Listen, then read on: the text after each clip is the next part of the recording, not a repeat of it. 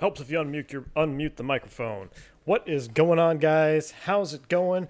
John Pizzicaroli, I probably butchered that name, coming in already with a $10 donation, says looking forward to this. Thank you so much for that, man. Give him some positive rates in the chat, guys, for that wonderful $10 donation. Speaking of, I see a couple double stripers in the chat here. Congratulations, guys, on getting your second stripe. Dimitri in the house, repping the 2-stripe epaulet already. So that's pretty awesome. Thanks for your support, guys. Really appreciate it. Well, here we are, guys. This is not an Airbus. This is a beautiful GA. Well, it's kind of hard to call it a GA aircraft, but, you know, it's a Beechcraft King Air. This is the 350 from Airfoil Labs. And let me tell you what, guys. I'm going to just full disclosure right off the bat. So I've never flown the 350, but I have over 1,000 hours in the Beech 99, which is basically an unpressurized 200.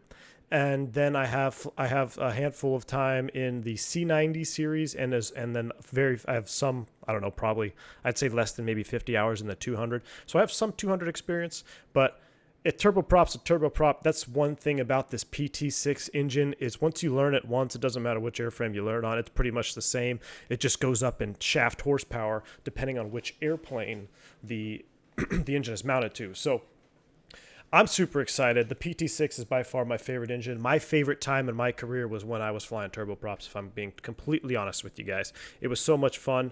You can see we're sitting here in the Ontario, California ramp. I have a custom Ameriflight livery here. This is from my good buddy Jungly Krishaw. He's linked in the description below. He made this livery for me. This is a real livery that Ameriflight used to have, a 200 Alpha Fox. It was actually a King Air 200. So not totally true to have it on a 350, but hey, it's close enough for me.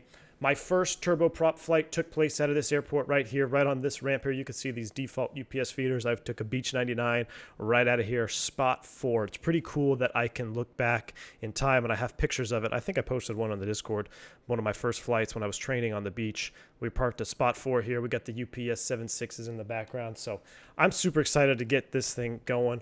We're going to do a VFR flight down to San Diego, just because I don't want to deal with Pilot Edge and them telling me I can't fly over restricted airspace because I want to look at some scenery. So we're going to do complete VFR to San Diego, and then we're going to kind of reload the weather because right now in real life I think there's a small overcast layer that's still over the field, and what we're going to do is I'll reload the weather, real world weather, and then we'll file an IFR flight plan with Pilot Edge from San Diego back up to Los Angeles. We're kind of doing a quick little freight run, one that I've done multiple times in real life as well when I used to fly freight. So this is not a full-blown tutorial video on the King Air, but I am working on the turboprop series, and I'm going to be talking in depth, guys, all about the PT6 engine, auto feather system, beta, beta versus, oh my goodness. Well, there's a way to walk around the cabin, but like beta versus reverse and different prop settings and things like that. So I'm going to really go in depth on the turboprop series. That'll be coming out here pretty soon. But let's go ahead and get this thing fired up here. We have to fill it up, so it's really cool, guys. This airplane is so well done. If you don't have the King Air, here we go. Here's the views. If you don't have this airplane and you're looking for a turboprop, I highly, highly suggest this airplane because it flies really, really nice. And you can see we have all of our external things here that we have to take off, which let's go ahead and do our walk around. We're going to start here at the nose, and let's go ahead and remove our pitot tubes. See if I can get back into the chat here. JWC Lano asks, do I fly the Neo? Yes, I do fly the Neo. So let's go ahead and remove this one here. Do not try to start the engine with the plugs in. It will not turn out very good. Ask me how I know. We'll come back around here to the fuel caps. Now check this out. Pop open the fuel cap, and we can actually add gas to the airplane. Now, I don't know I don't remember the proper loading for fuel on the C90. So what I'm going to do is I'm going to manually select a fuel load in the left wing. You can see the NAC tanks and the cell tanks there. So we're going to go half and half. Actually, let's do a load preset. 1/4. Okay, so it is. So then the inboard tanks. Let's do a load preset of half on the fuel. And the aux tank, we're going to leave about 256 pounds in the ox tank. That's close enough. And let's go ahead and load crew only. Let's do a full load of passengers. Whoa, we are out of balance here, so we need to rebalance some of this here. How about 3/4? There we go. Why do we have so much gas? We need to go back down. Come back down. 661. Perfect. There we go. Gross weight, 0 fuel weight, max 0 fuel weight. We're in balance. Let's go ahead and apply that. We'll go ahead and close that off the screen there. All right. So I can go ahead and remove this now. Make sure you put your fuel caps back on or else you'll lose fuel. I know that from experience as well. Makes me sound like I was a really bad pilot, but trust me, stuff happens at 2 o'clock in the morning when you're flying cargo all over the country. All right. Let's go ahead and remove our static wicks there. Now there is a walking command that Airfoil Labs has installed for you in this module. I'm going to go ahead and remove that chalk. I don't have it bound up properly. I just kind of use the keyboard to move around, but it does have a fully functional walking mechanism that you can do. I'm going to come over here to the back side. Check this out. You can also open up the, or can you? Nope, I'm thinking of the different airplane. Never mind, disregard. I was thinking of the Navajo, where you could open up those no, you can open them up. All right, I wasn't thinking of the wrong airplane. Check that out. I mean, the modeling on this King Air is probably some of the best out there. And we'll come down. We have the GPU plugged in, which we don't really need it plugged in right now. I'll probably just disconnect it. We're going to do a full-blown battery start. Come under the wing here, making sure our static wicks are up there looking good. We can go ahead and pull off that cover there. And I think that looks good. Let's go ahead and hop into the cockpit here. I'm going to just I'm going to get rid of the fuel. We're going to get rid of the external power. Let's go ahead and get rid of the ladders here. Whoops. And we'll close the cabin door. If you have an issue of how did you remove this flight control lock, you got to click on the floor. So I was having that issue. I was like, how do I pull the gust lock out of the yoke? It's the click spot is down here on the floor. So just so you guys are aware. All right. Now, let's go ahead and get situated. There we go. So I'm going to go ahead and turn on the battery switch. I feel like oh, I know. Wait, hold on one second. My audio is extremely low because I was doing some recording. There we go. That should be much better for you. All right, so we got the battery switch on. Oh, I have to turn that off. Some of my honeycomb switches are still not completely bound for this airplane. One thing that I'm finding that's bothering me is not because I have beacon, landing, taxi, nav, and strobe on my honeycomb yoke. I want to bind all that here, but the Airfoil Labs King Air doesn't have the correct bindings yet for all of them. It just has the nav and beacon and things like that. So I still manually come down here and click what I need to start up. But all right, so we've got our nav lights on. Let's go ahead and make sure that we do. Yes, we do. Nav lights are on. Aircraft is clear. And let's go ahead and just do a battery start real quick here. So idle forward. We need to bring our props full forward for start. Idle forward cutoff. And we can go ahead and turn our pumps on. And let's go ahead and fire up engine number 2. Make sure the parking brake is set. There we go. Brake set. And we're going to go ahead and start up engine 2. Guys, listen to these sounds. This is my favorite sound in all of aviation right here. Turbine's on the rise. We're looking for about 10%. 10 to 12%. Low idle. There's our light off. ITT rise.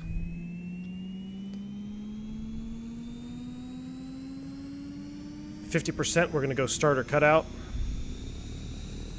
Inverter 2 on. ITT rollback. And we can go ahead and go generator 1 on. Now, for starting engine number 1 off of engine number 2, what we need to do is select high idle for engine start. And now we go ahead and crank engine 1. Turbine rise. Same thing, looking for about 10 to 12%. Low idle. There's our ITT rise. Prop is moving. 50%, we're gonna go starter cutout. Starter cutout. Inverter on, high idle. Generator 1, reset on, and then both condition levers back to low idle. So I see guys taxing around all the time in X-Plane videos with high idle. I'm gonna go over this in depth when I do the tutorial video on this. Wow, we need to sync this prop up a little bit here. Actually, let's go ahead and close the windows. So I see a lot of guys taxing around with high idle in X-Plane videos or just in any flight simulator videos. Guys, high idle, you'd never really use high idle unless it's required for some kind of performance for stopping or something like that. Always use low idle. I'm gonna go in depth on that when we do the turboprop series, but just off the bat, please stop taxing around with high idle because you guys are like, gives me anxiety. We got a super chat coming in. Alberto Delgadillo. Hi, Cap. This is for flying in my area. Yoga. Alberto, awesome. Thank you so much for your support, man. Really appreciate that. I'm happy to be flying around here, man. Let's go ahead and fire up our old FMC. Unfortunately, it's just the default FMC there, which, I mean, I can deal with right now. I'm going to go ahead and reset these switches because sometimes they get bugged out to off. And we'll go ahead and arm the oxygen. We also need to get some air on. Oh, wow. So one thing that is really nice that I keep forgetting is this airplane remembers your switch positions. So it looks like I had the bleed air valves open for start. They should have been shut. But this airplane does what I really like. It remembers your last switch position. So that's pretty cool. Let's go ahead and turn on our radios here. I'm not trying to annoy you guys in chat there, but I'm just trying to get this puppy started. Alright, so that looks good. That's firing up. Oxygen not armed. We'll take care of that here in a second. Overspeed. We're not going to worry about cabin pressurization today because we're just going VFR down to San Diego. It shouldn't be very long. We're only going to go up to, maybe we'll probably go about 10,000, 10.5. We're in auto here. That looks good. Aft blower, we can go ahead and turn that on. All right. That's continuing to align. Oxygen is armed. There we go. Man, these props are... There we go. All right, let's pull out our handy dandy checklist here. Before taxi checklist. Electrical system check. Gen tie switch is open. A voltmeter. Check. Left and right gen. Bus sense reset. I'm just kind of flipping right down this here real quick so we can get on our way. Exterior lights are up. Cabin lights as required. There's our master light switch. I'm going to go ahead and keep it off for now. That looks good. All right. Switch over to before takeoff. A run up. We'll take care of that when we get over to the runway. I do want to dial in some VOR stuff. So essentially our route of flight is going to take us... let's go back to the map page here. What we're going to do is we're doing complete VFR. So we're going to fly pretty much due west towards the ocean because I really want to look at some of this Fork Boy ortho. It's beautiful. And then we're going to essentially Mission Bay. And then we're going to fly down the coastline. And then we're going to do the visual approach into San Diego. And then from there, I'll reload the sim. We'll go IFR up to Los Angeles. But there is a couple of nav aids that I want to tune in just for myself, which is going to be, the first one is going to be El Toro, which is 117.2. So let's put him right here. 117.2 for El Toro, and then we got to tune in a Mission Bay VOR, which is down by San Diego, because that's going to get us for our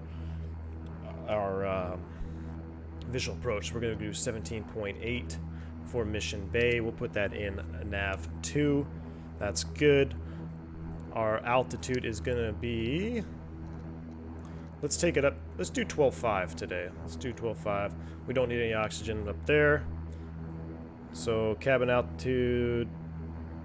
Yeah, so we should be good. We'll put it right about there. And I'll explain all this stuff when we do the turboprop series. I'm just kind of doing this quick here to get on the road because I really like this airplane and I think you guys should see it. Make sure pitch trim is set in green for takeoff. Now, of course, I'll explain all that in the turboprop series. All right, so we are pretty much ready for departure, or ready for taxi out anyway. Why am I getting this inner marker thing? I don't know if it's recent with X-Plane. Every inner marker just starts going off. It doesn't matter if it's tuned or not. So it's kind of weird. It's kind of an annoyance to me. The marker beacons keep going off.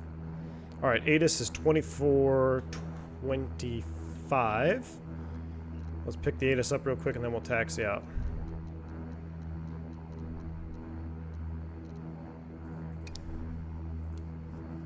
Whoops. What did I do?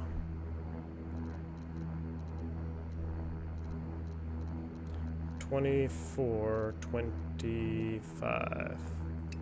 Contact clearance delivery. Advise on course heading, altitude, and if flight following is requested. Read backhaul runway assignments and hold short instructions. Advise on initial contact. You have information, Juliet.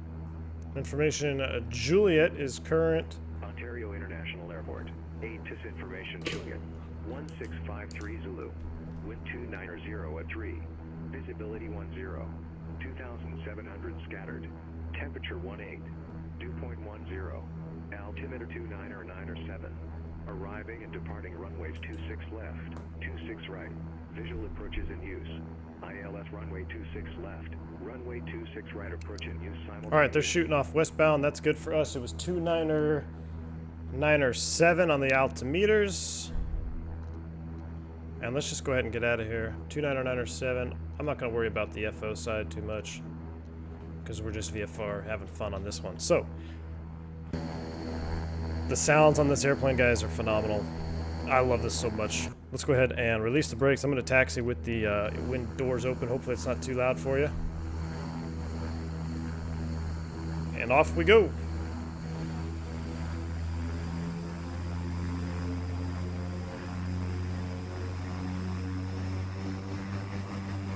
Are we still tied down? Nope, I think that was just an X-plane bug there. Listen to that. Drop that left engine in the beta. Beautiful.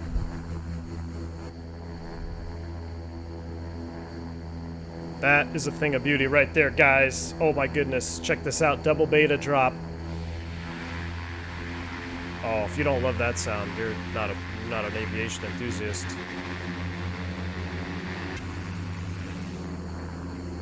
So taxiing the King Air, almost always you're just going to be at idle thrust. You may get a little bit of thrust in there to get rolling, but other than that, you're pretty much going to be idle thrust.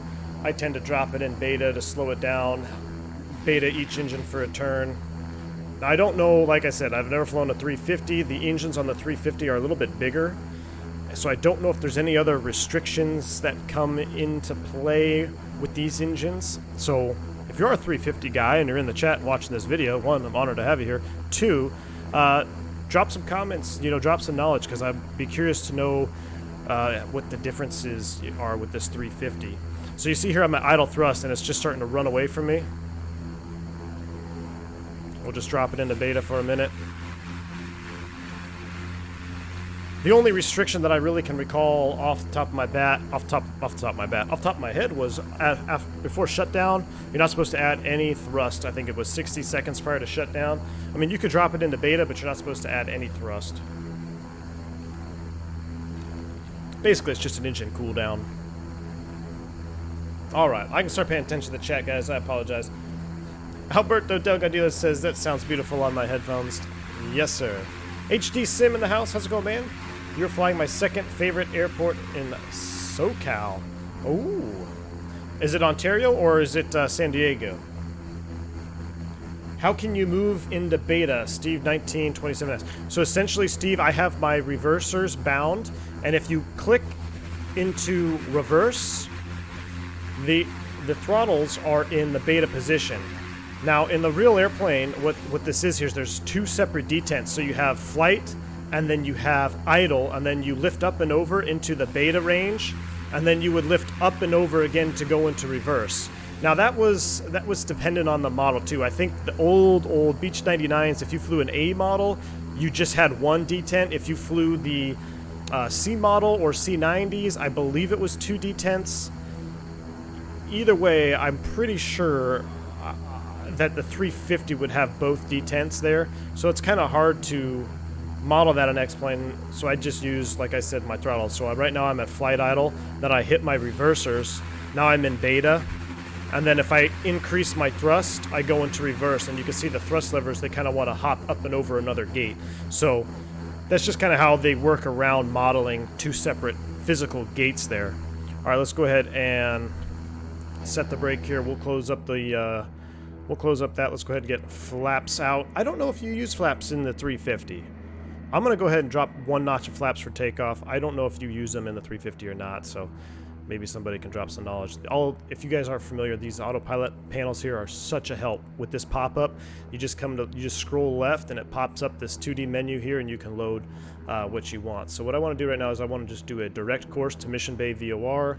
We're going to be taking off runway 26, so it's pretty much straight out like that. We're going to climb straight up to 12,500. No autopilot is required, so let's go ahead and turn that off. Let's take a look outside. Oh, I left my taxi light on when I was stopped. I hate doing that. Don't be that guy. My beacon light shut off. I'm having some funky switch behavior. All right, let's go ahead and line up and get out of here, guys. We're going to go ahead and arm the auto feather. We're not going to do the full auto feather test or anything like that. Ignitions come online. Pitot heats are going to come on. Boom, boom. All right, everything else can stay off for now.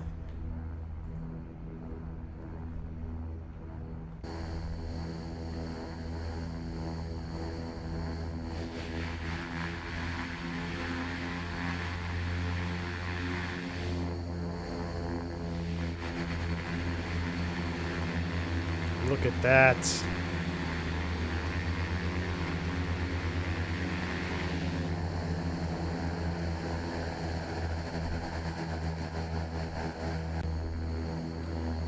Whew. All right, who's ready to get out of here? I think I'm ready to go. Beta doesn't power the plane. Correct, Steve. Beta, essentially what beta is it's a flat pitch on your propellers. So you're not going to have any, for lack of a better word, bite or angle of attack on your propellers, so you're not going to be getting any forward thrust. Essentially, it's just a flat propeller blade out there in front of the airplane, so you're not going to get any thrust, and you're not going to really slow down.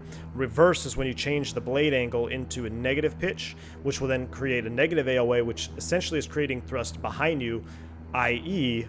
reverse thrust. All right, let's get out of here. Slam Cannon says right before takeoff, because the takeoff's going to be a little busy, Slam Cannon says, would you say this is in the same league as the TBM in terms of depth? Whew, that's a tough question. It's pretty darn close, Slam Cannon, but where the TBM excels is in its maintenance tracking, and its ability to save state and share aircraft. I mean, I've never seen that in any other airplane. Now, if that could happen to this, then this would be right up there. As far as system goes, it's pretty good. I mean, I don't really have any problems. I've noticed the ITT seems to temp out a little bit higher than I would think these engines do. Like I said, I haven't flown the 350, but there is a 350 guy in the Discord I've been talking to, and he says that same thing. He feels like it temps out a little bit quicker than normal. But other than that, I haven't really had any qualms with this airplane, and I don't think he has either. So, and I'm taking his word for it, because if he's typed in the 350, you know I'm not. So if he thinks it's good, then I can be correct in my assumption and thinking it's good. All right, get those tissues ready, boys. Here we go. We're gonna spool them up. Off the brakes. Watch that temp there. We're gonna go right about 750 ITT, 745. We are ITT limited on this takeoff, 82% torque. Auto feather lights are green.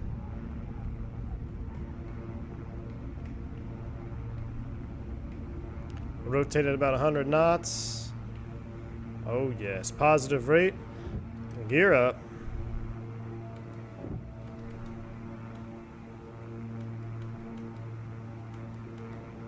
Let's do a flyby view.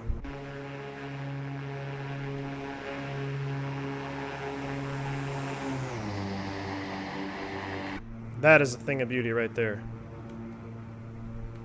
I believe it's 125 for retraction of the flaps. So here we go, right about 500 feet or so as I make this turn. Let's go ahead and retract the flaps. And I'm going to bring the thrust back just a tad, and I'm going to go ahead and drop my props back down to about 1650. Make it a little bit more quiet. And we're going to go ahead and proceed direct to El Toro VOR.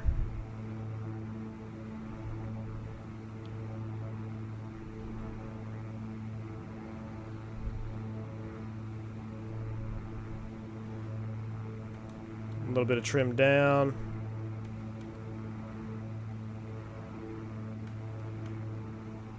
Flying this airplane with my honeycomb yoke, guys, freaking amazing. Here's another flyby. Yes, sir. All right, we are tracking to Echo Lima Bravo. A little bit of funky lighting going on here with X-Plane. I'm hoping we can not fly into these clouds. We'll climb out about 160-ish knots. Let's take a look outside. Oh, we're getting close to the cloud layer. All right, let's level here. We're gonna level below these clouds for now. Bring back the prop 1600. So the prop RPM, that's another thing that I'm unfamiliar with in the 350. The RPM is much less. I want to say prop full forward in the other models that I flew was 2000 RPM. In this one, it's redlined at 1700, which, so I'm kind of making up the prop setting because I don't know a good, what they would actually use. But in the ones that I flew, you'd reduce thrust about 1900 prop for the climb out, and then we would go 1750-ish or 1700 and sync up, you know, fuel flows or whatever for cruise. Let's go ahead and just maintain it here at 4,000. But I mean, this plane is fast. Look at this. We're at 53% torque and we're almost 200 knots. Let's go ahead and turn our landing lights on. We'll leave the ice lights and the recognition lights on right now. But I want to see if we can get away from this cloud layer here. How about a flyby view?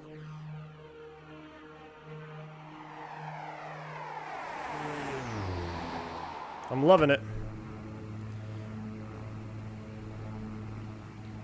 Maybe I'll just dial in, I thought we'd be able to climb up a little bit.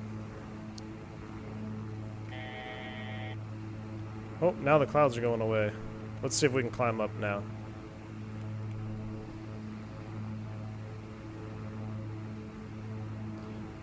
Get a little bit more thrust in there. We'll go ahead and bump the props up, 1650. I mean, this plane is just a straight up beast, though. Not gonna lie. Dimitri IM says at least it's not soup today. You know it, man. We're gonna go through this cloud layer here real quick. Oh boy. Sorry about that. That was a track IR brain fart.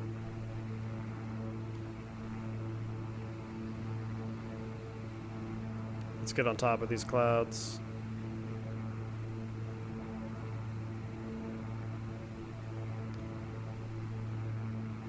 I mean, this view though right here, guys, this was my favorite view, probably still is my favorite view of my professional career. Is I remember the first time I looked out and I was flying the King Air solo, and I look out this window and you see your PT6 just sticking out of the wing. It was such a cool feeling for me. Oop, let's keep climbing.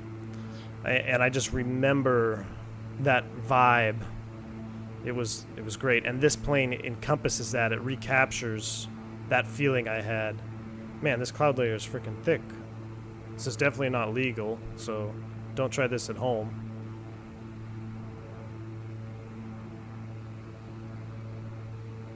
What do we have, overcast now? No, I'm not gonna play that game. We're gonna have to clear out this weather because I want to see some of this SoCal stuff. So let's do a little autopilot action here. I'm gonna go a heading mode. Autopilot, yaw damper, IAS hold, altitude is armed. Oops, why did yaw disengage?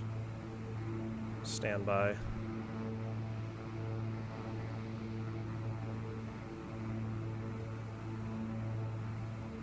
Alright, let's go IIS hold for me.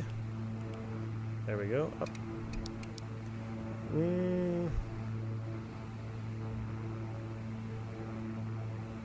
It's trying to trim it up. Why are we trimming down?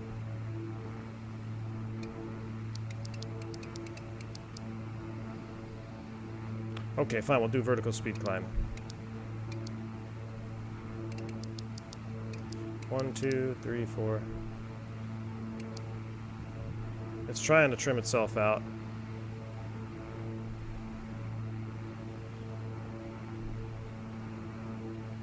We'll go nav mode. We'll track to the VOR here.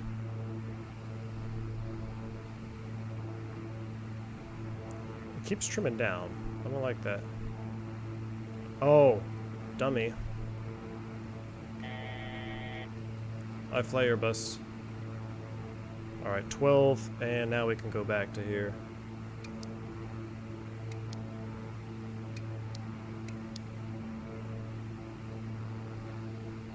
I want to clear this weather out though, because we're going to be doing IFR after. And manually configured. Let's bring you way up. View done. Apply. There we go.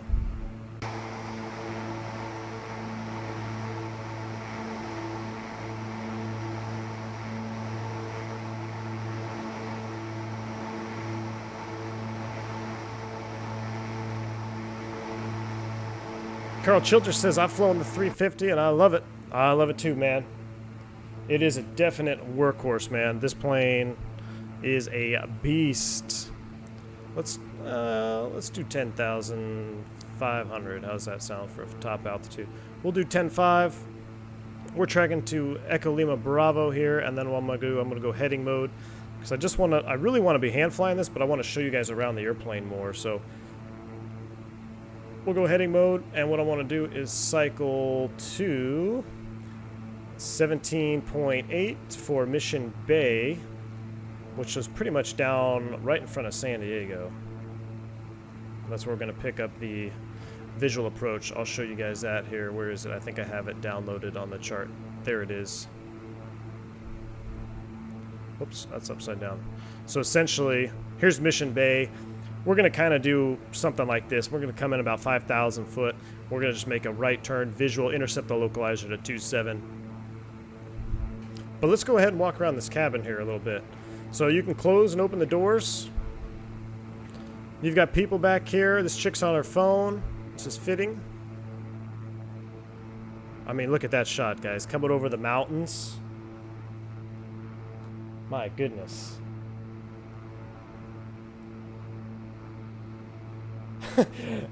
Says Daniel Smith says, I believe you mean try this only at home.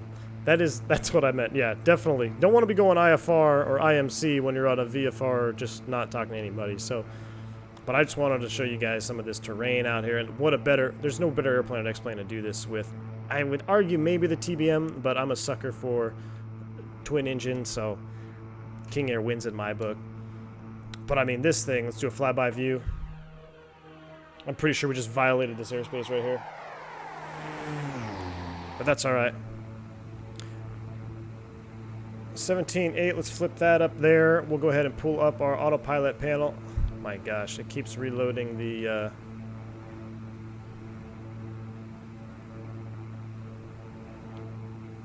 keeps reloading the weather on me, man. That's got to be active sky doing its thing here. Manually configured. Fuse Cirrus. Done. Active sky. You're fired. Yes. You're fired, active sky.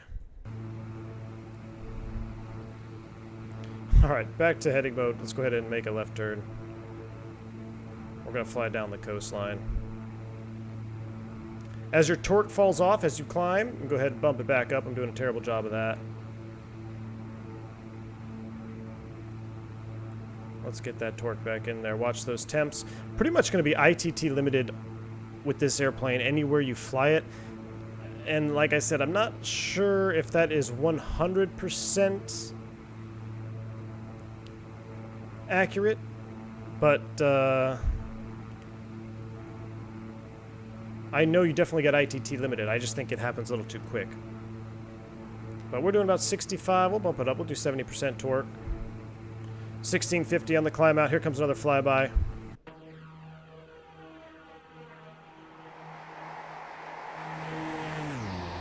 Juan Gomez asks, do you leave the condition lever at low idle for every phase of flight? Yes. Definitely want to keep it at low idle. Now, there are times when you're going to use high idle.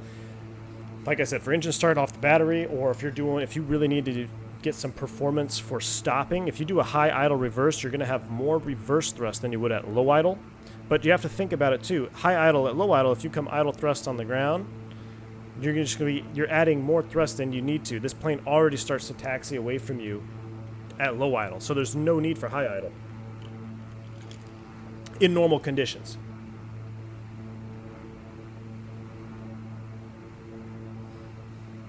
All right, we're at 9, climbing 10. Let's go ahead and go walk back. Let's check out this side here. I mean, look at that view, guys. Look at that view. I believe, is that Long Beach? I think that's got to be Long Beach now, or close to it. That is frickin' amazing. Dougal says it's hard to believe this bird is so old. 71, 72. Yeah, I think maybe this one is pretty old. I'm pretty sure Beach is still popping them out, right? I think Beach is still making King Airs. But the original, I mean, oh yeah, it goes all the way back to what was before the C90. I'm off top, not the Beach 99. There was one that had didn't have PT6s. The Queen Air. The King Air is the King Air 100 or the Queen Air, which has the Garrett. I believe it's the Garrett fixed shaft turboprop. So that's old. I mean, I wish I flew the 350. I would have loved to fly the 350, but I mean, just having the experience that I do already in these planes, I love every minute of it. Now we got the cargo back here. Let's take a look out the cargo window. My goodness. That is pretty sweet.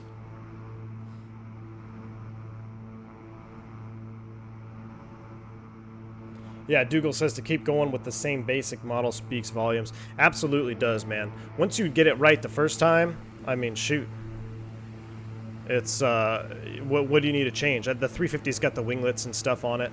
So, very pretty airplane. I want to go... There we go. Mission Bay, we're synced up. Let's go ahead and... We can actually just go nav mode. There's 10,000, we're leveling 10.5. Flyby view.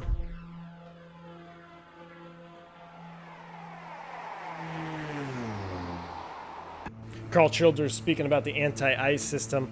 Oh my gosh, it is. This plane can fly in some frickin' weather, guys. I'll tell you what. When I was in the, I want to, was it the, I don't know if I was in the 200. It might have actually been the 99, the unpressurized, the 99.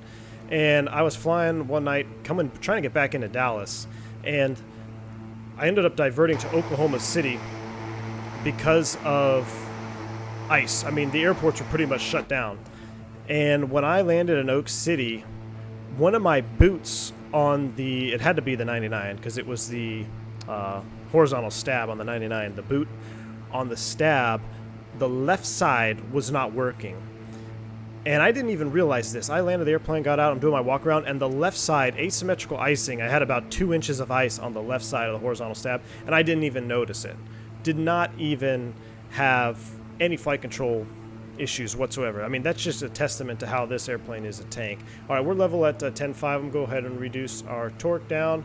Let's go ahead and bring the props back 1600 for quiet cruise. And we'll go ahead and turn off the ignition, and auto feather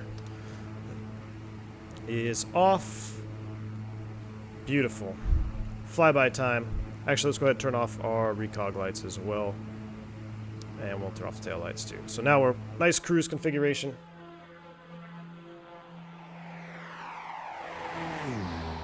This thing is fast, guys. This thing is a fast airplane. But here we go. Let's just look at my favorite view ever right here. I would sit and stare out the window because I just thought it was so cool to see like how far this engine comes out of the wing. I mean, it's a lot of fun. And then having this custom livery, this is the same exact paint job I saw. So when he was able to make this livery for me and I could see this exact view again, we didn't have the winglets, but it brings back so many memories, guys. And this airplane in X-Plane flies just like I would imagine it to fly. If you're on the fence about getting the King Air, don't be on the fence anymore. Carl Childers says the only time I used high idle in the mountains was with a lot of weight on board. That would be, yeah, that would be one of those operational times where you're going to need high idle. So normal ops guys, low idle. I saw one guy a while back. I was doing a video on the King Air, and he was like, why is it so fast on the ground? And he's trying to taxi with high idle. Don't want to do that.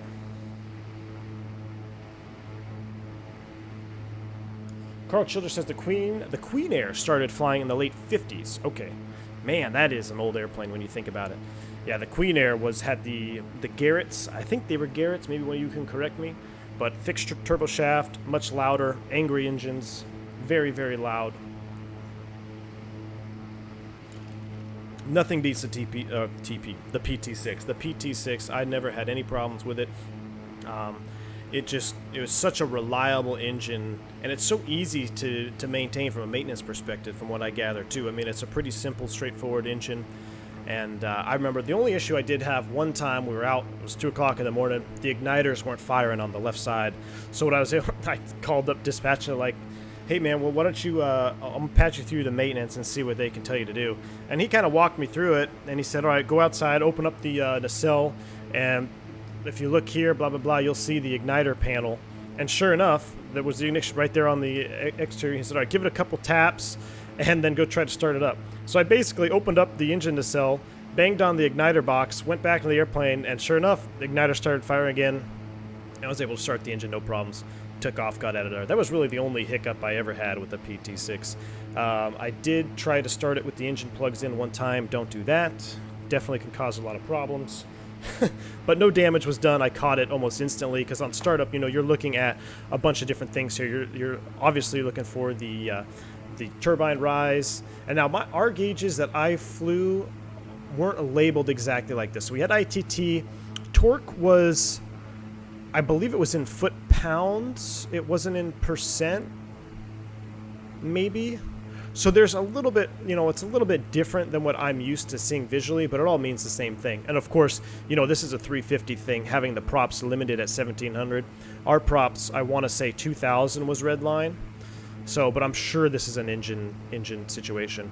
But you're looking for, you know, your turbine rise, and then visually, your next look is, okay, are the props turning?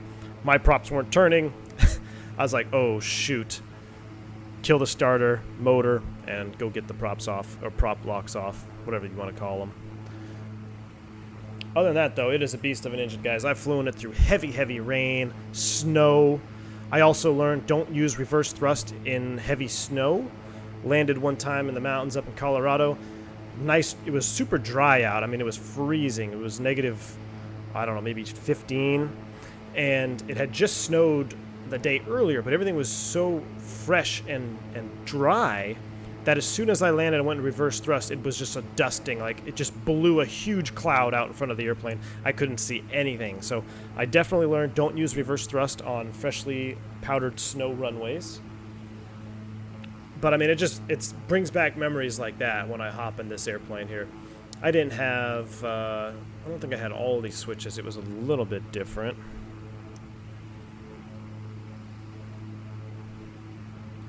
No smoking. Turn that on. Coffee furnace. There's your oxygen mic. All your cockpit lighting. Yeah, it's pretty much the same. I want to say maybe we had a slightly different layout. Here's your IAS speeds if you need them.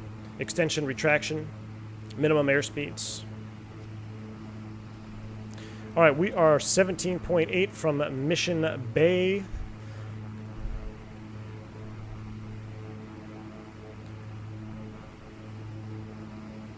Okay, San. 34.8 for Addons. Let's pick up the weather down there.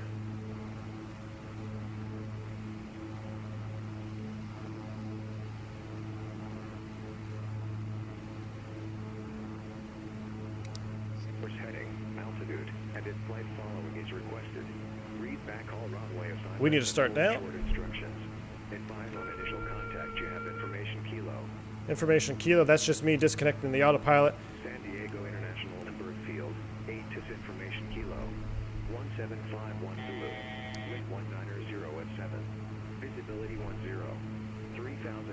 debris scattered.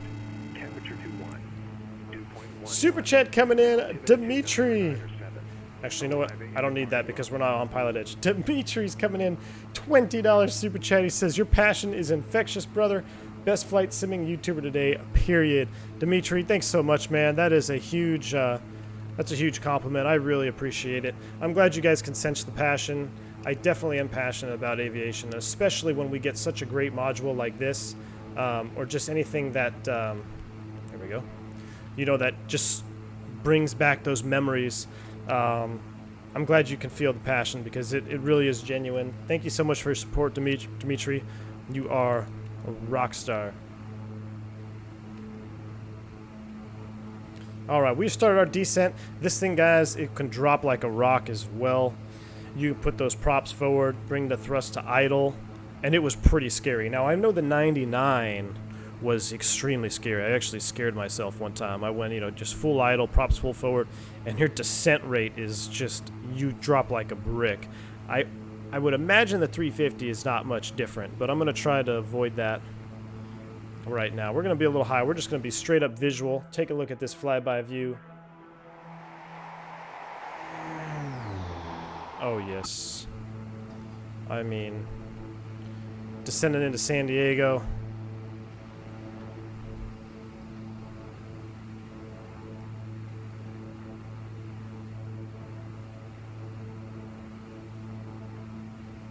Man. Captain Slovenia says, my dad also flies the 320 family. Amazing aircraft. Yes, sir. Well, a couple Airbus brothers. Yeah, the King Air is definitely a far cry from from the Airbus, but I love it. I love getting back into the old school stuff here.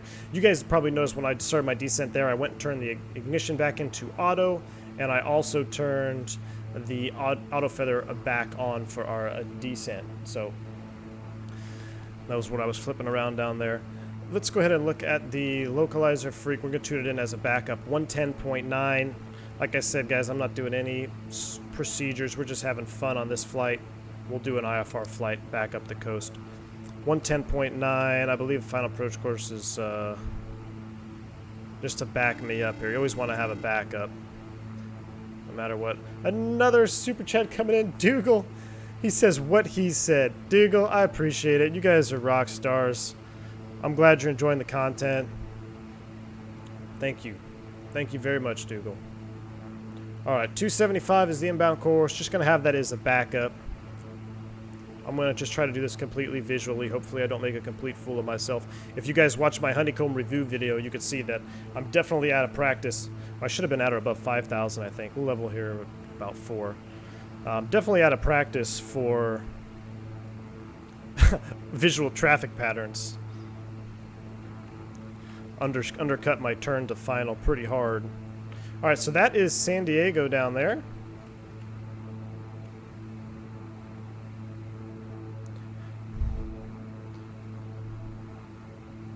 Now, I wonder if I can turn on my track IR without making the stream too buggy. Actually, I'd just keep it off. What the hell?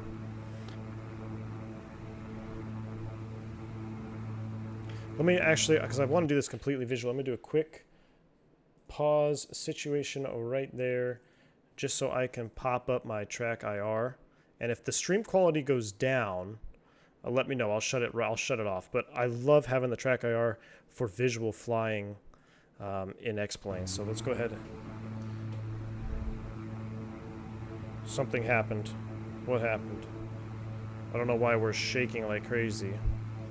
It didn't like that. I think that's Real View having a stroke. There we go. Real View's off.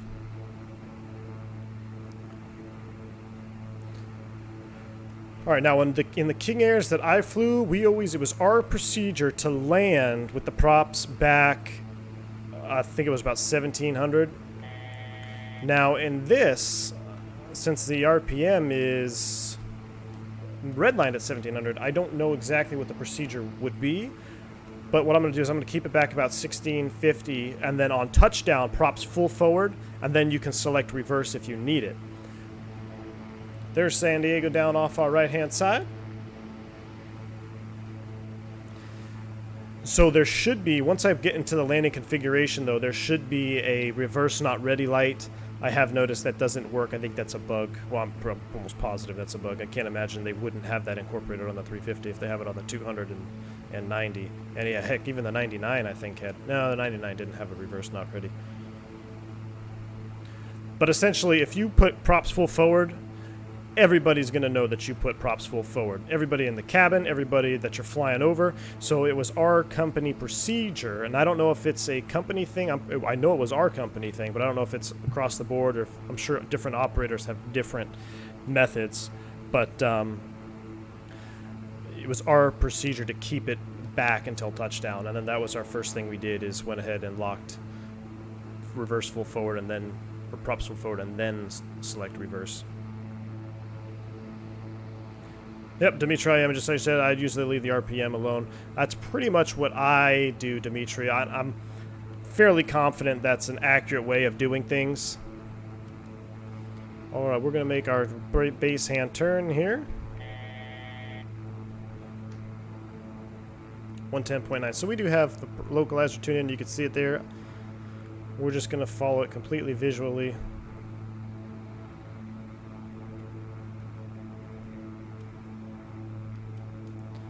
Slowed it back to about 150 knots here. Now our approaches were all done at 120. This blue line is about 125, so about 125 would be a safe bet for an approach.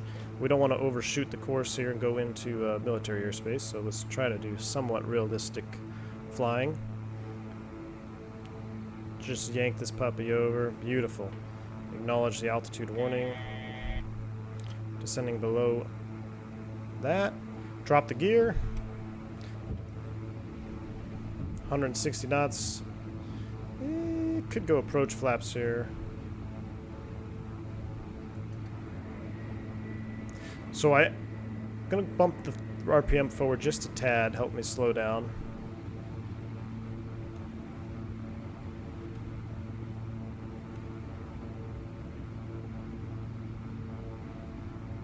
$140 full laps approach.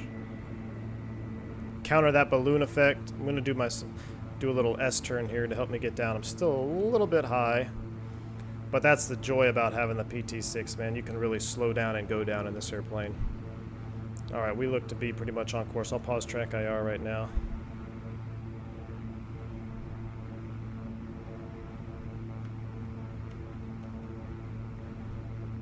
All right, about 120, 125 knots. Gear is down, flaps are down. Lights aren't on. They should be on. There we go.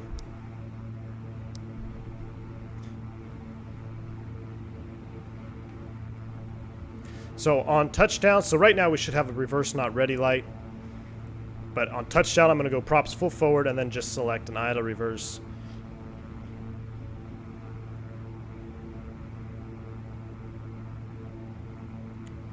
Close the throttle.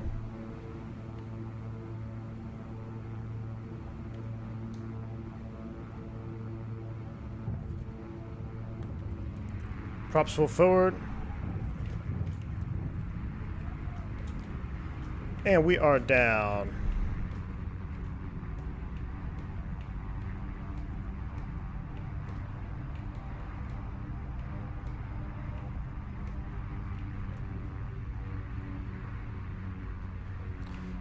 Welcome to San Diego, guys. Wasn't a butter, unfortunately. Let's go ahead and make the left turn off over here. I always did this. Always pop the windows so I could listen to the engines. We'll kill those lights. We're going to make a left turn back around towards the GA ramp.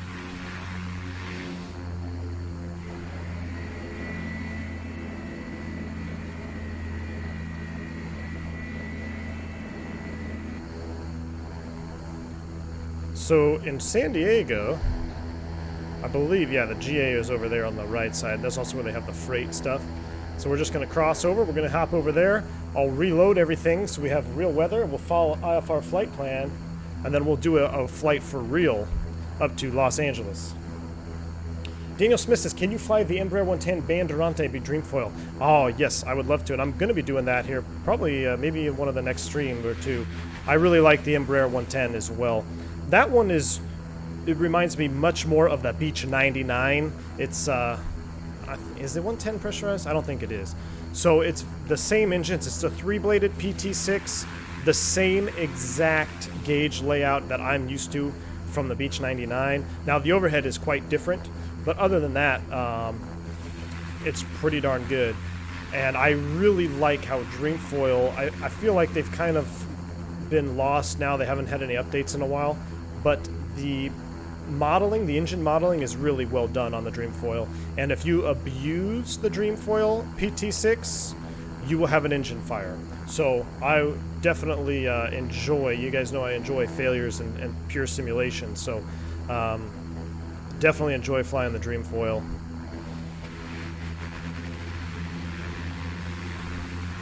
What we're going to do is we're going to flip it around here. We're going to make a 180.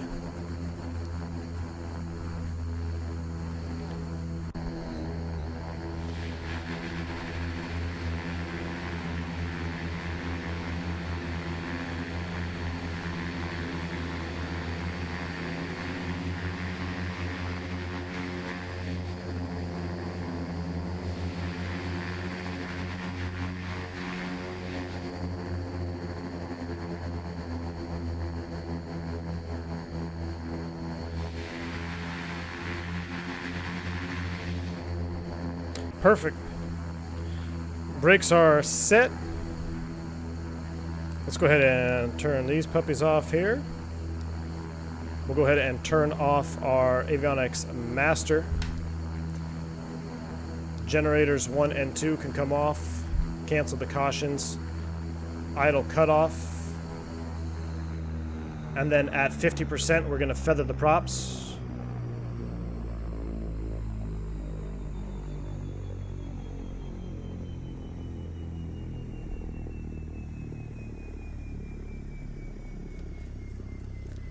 I should have shut the auto feather and the ignition off after touchdown. I apologize. And there you have it, guys. That was our first flight with the King Air. Woo! I wonder why she didn't feather. Those props should have feathered.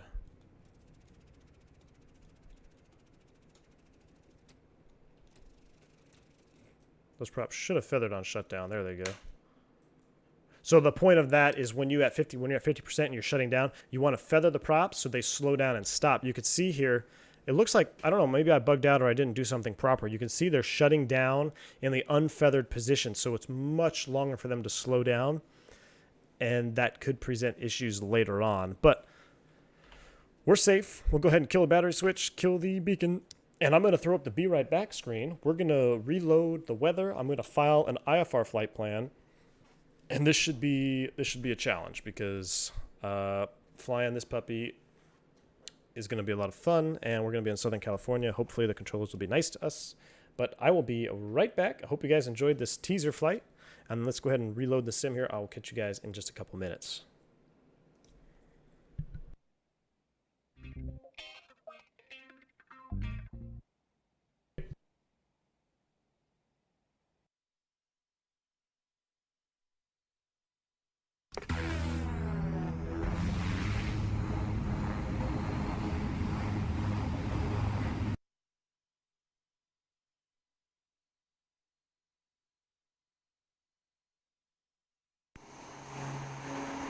I forgot to do the replay, guys. My bad.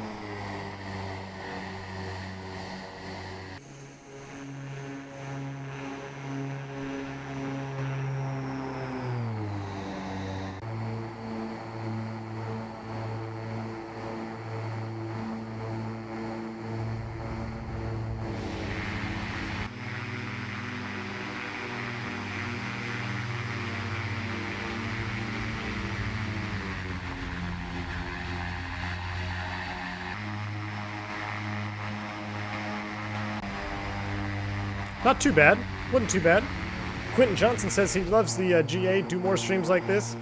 All right, man. I plan on doing it. I really do enjoy doing some GA stuff for you. And since somebody brought up the Embraer 110, we might have to do that one next. Let's do one flight here, one replay shot, and then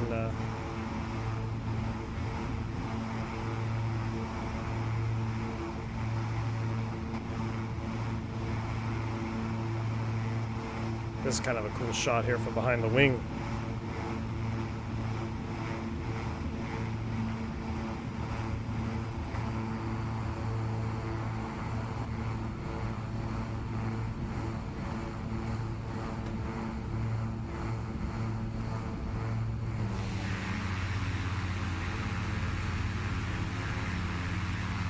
Pretty sweet. All right. So now I'm going to go ahead and reload the sim. I'll be right back with you guys. Apologize for that little hiccup there, but I'll be right back. Let's reload, and I'll catch you on the flip side with real weather.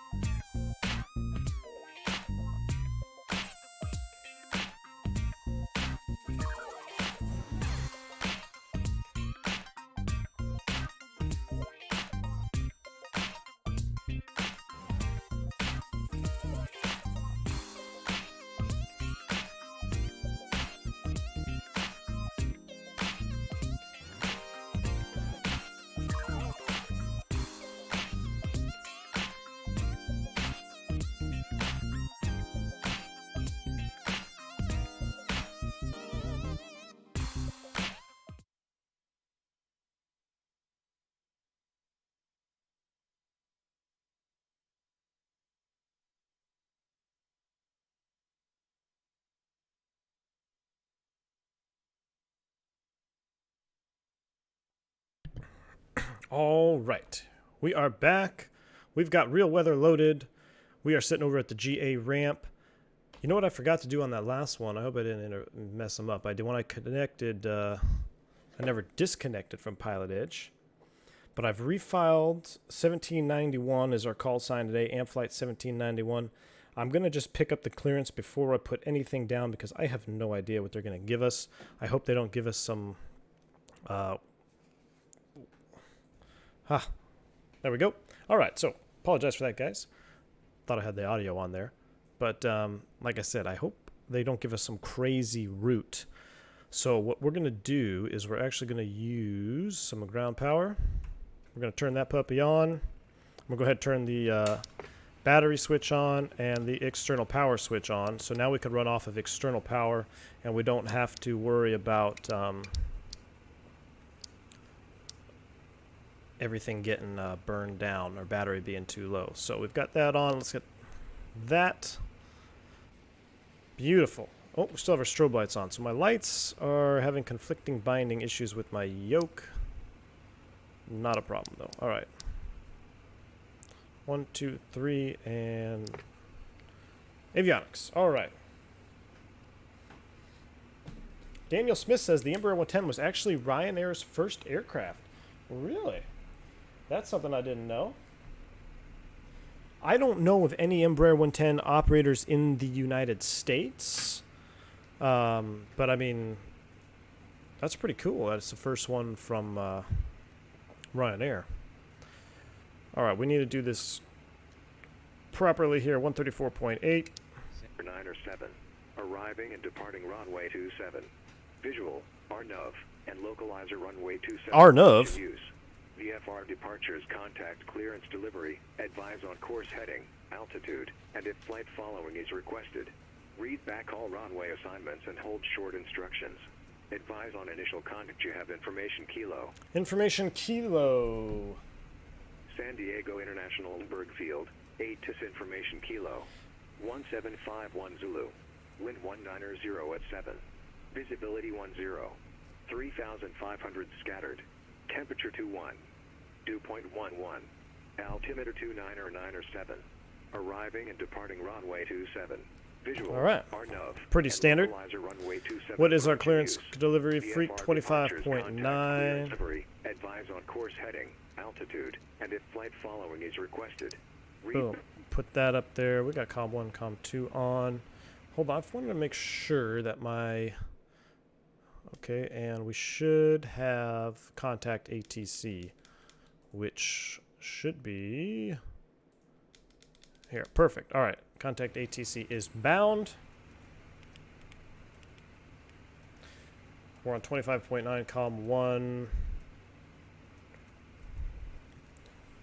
Good evening, Lindbergh clearance. It's AM flight 1791, IFR to Los Angeles.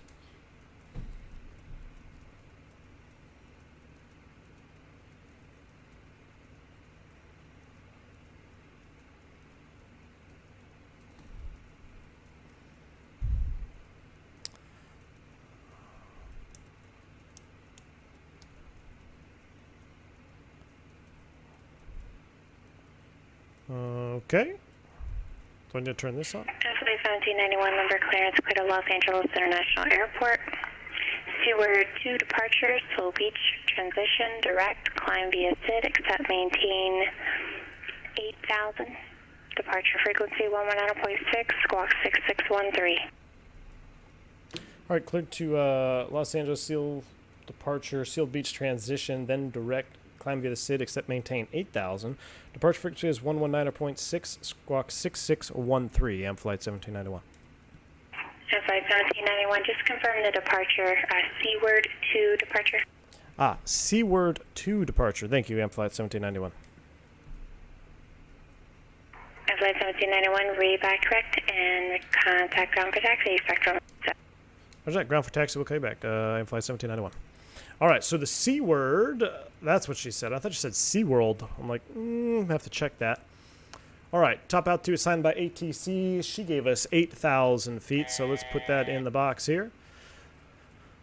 Basically off 27, shouldn't be a problem. It's basically straight out to Seaward, and then Seal Beach transition.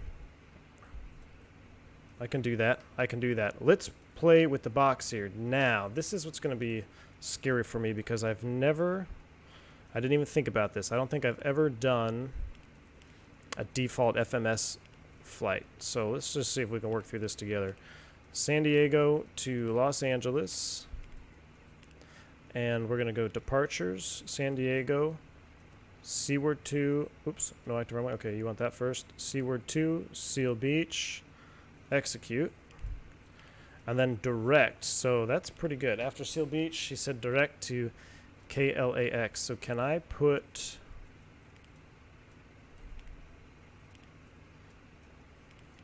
KLAX down here? No? Okay. That's fine. That looks good. So we have that. It's going to be very basic FMS. I'm just going to do it manually for most parts. So Gwyn, we got to make sure we pass that at or above 6,000. That's in the box.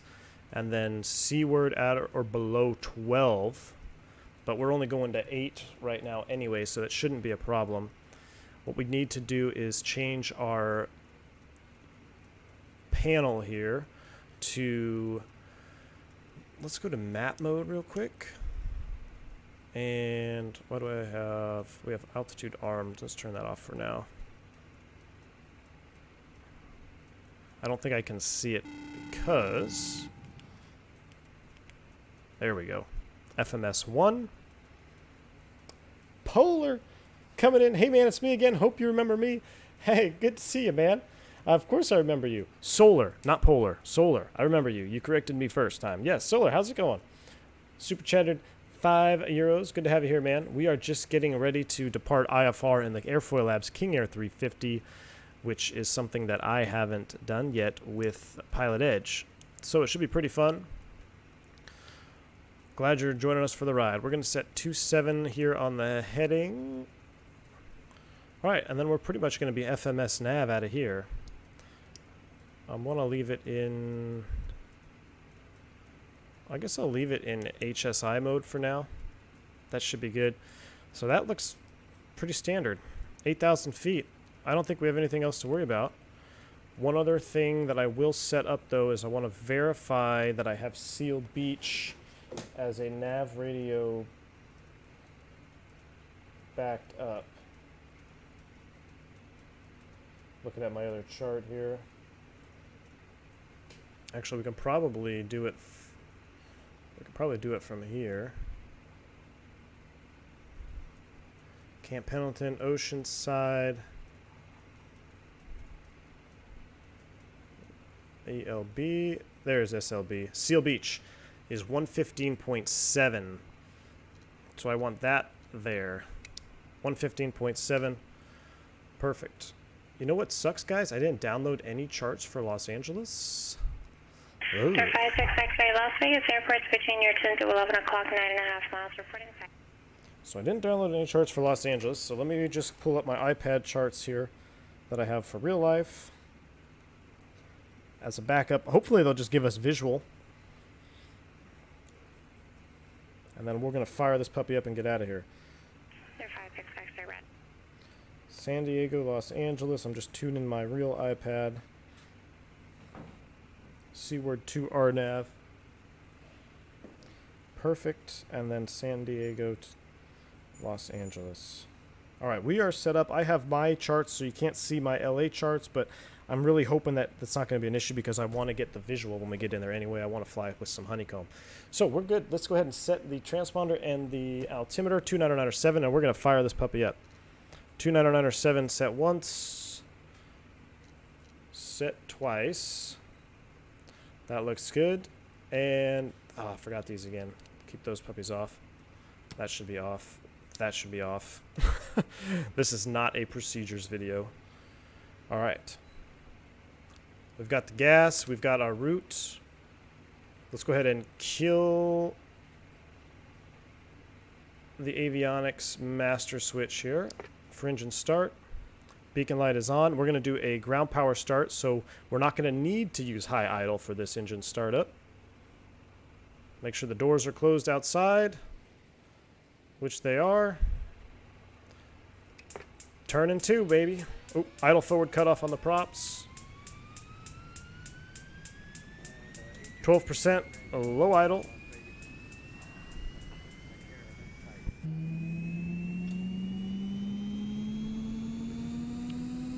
ITT rise, props are moving. 50% starter cutout. Generator 2 is on. And since we are off the ground power cart, we don't need to worry about, oop, we gotta make sure you have the brakes set.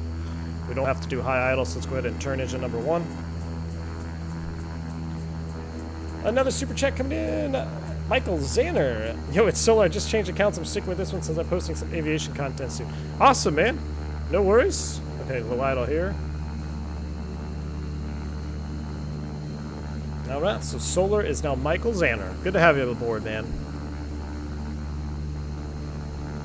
50%. Starter cutoff. ITT rollback.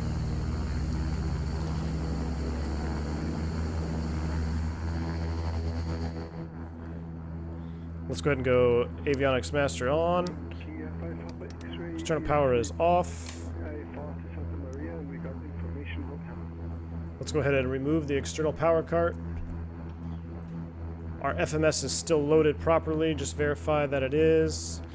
Yep, we still have our box. I want to sync this prop here just a tad. Maintain 4,000, expect 8,000, 10 minutes after departure. Departure frequency 134.2, clock 4607.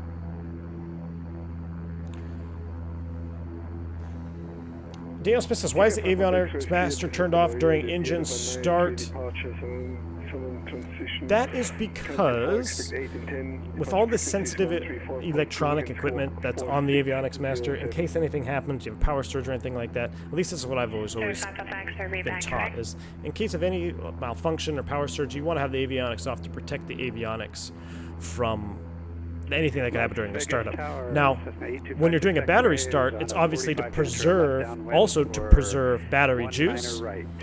But I would be interested if any of the real King Air 350 guys are still in the chat. I'd be curious to ask them if you have external power and you're doing an external start, can you start with the avionics master power on?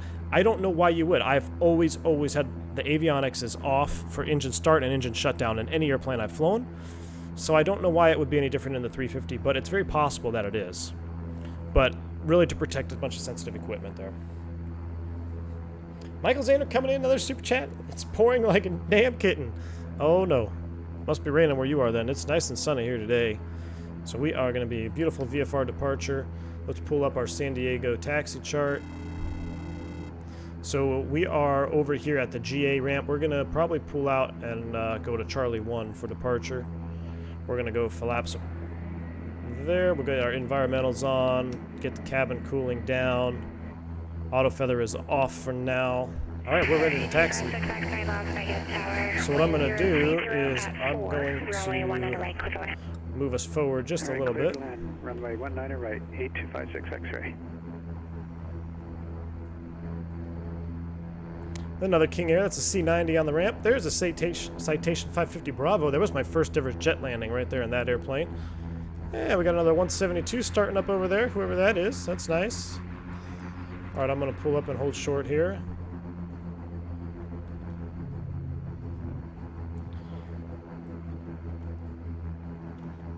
And ground for taxi is 23.9er.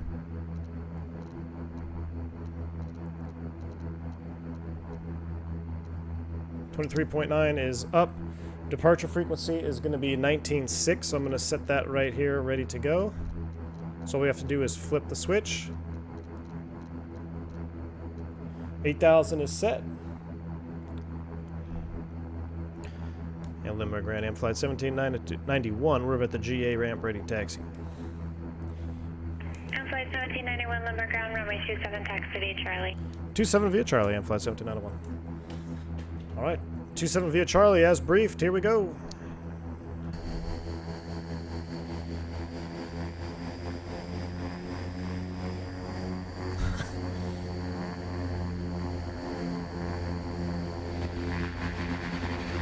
That beta drop though, my goodness.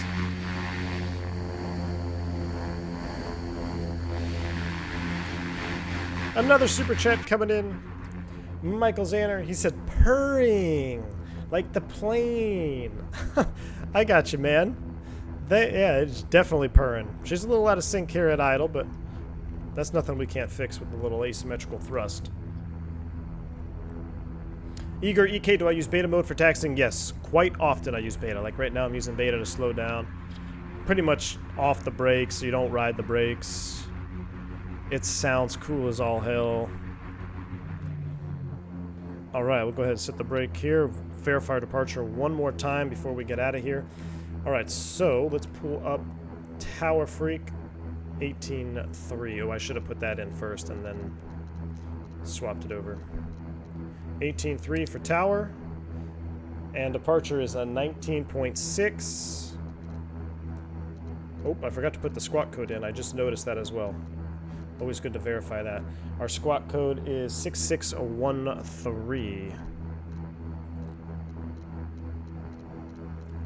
6613. I'm going to put it on altitude, make sure it's all the way on so ATC can see it. 6613 is our squawk. Top altitude assigned by ATC, not a problem. We're going to go straight out or below 520. So really, we're just concerned about Gwyn at or above 6,000 on the VNAV profile. Out to Seal Beach, which is 115.7 standby nav. Perfect. Let's give her a call. And Limburg Tower, AM flight 1791, holding short 27, ready to go.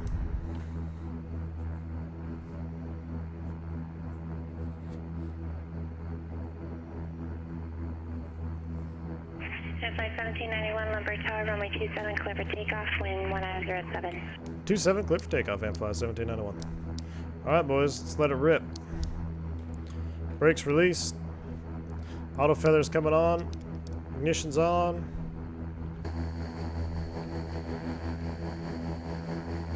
I just love this view right here. Oops. Too busy staring at the airplane, I forgot to turn.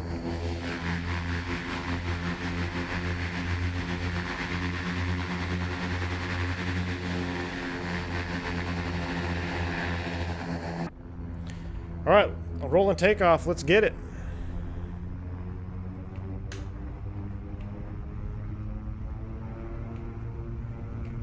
Torque is set 78.6.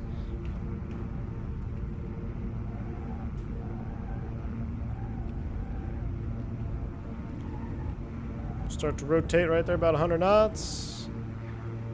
Boom, positive rate. Gears coming up.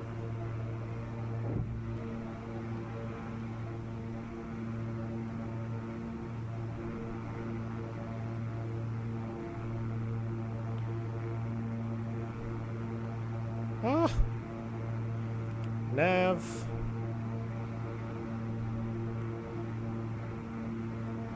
.125 flaps up.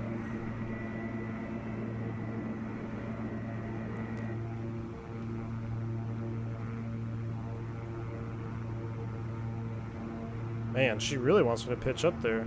I don't know.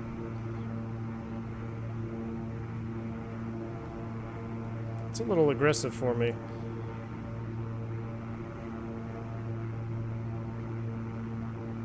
Might have to reset that VNAV profile. That's definitely too steep of a profile that it wants me to fly out on. Might be pilot error there. I'm gonna go ahead and trim her out for more stable climb out, about 120-ish. Let's go ahead and drop those props back to 1650. Watch our temps.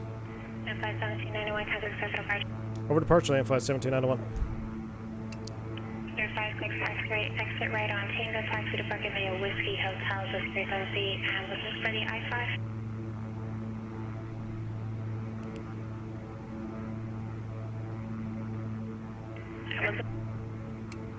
Air 566, that was that question. Trying to bring that flight director down a little bit. There we go. Do an IAS hold on it. Beautiful pass, actually, and have a wonderful. Departure, Amfly 1791, 4.2, climbing via the Seaward 2. Amfly 1791, go to departure radar contact.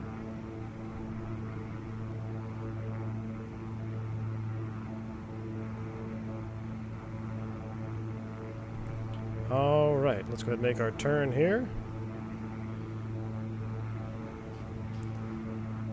And I want to go ahead and turn the autopilot on because I want to look around a little bit more. So let's go ahead and go autopilot engage. We're holding 120. We need to make sure we cross at or below 6. So set 6,000. I might have just tripped the autopilot there. I should have set 6 initially. That's pilot air. Altitude hold 6,000. We just made it. I'm going to turn the autopilot off. It wants to. That was a pilot-induced air right there. Trim it down, trim her down. Get back on to 6,000. I should have set 6,000 initially. Bring that torque back.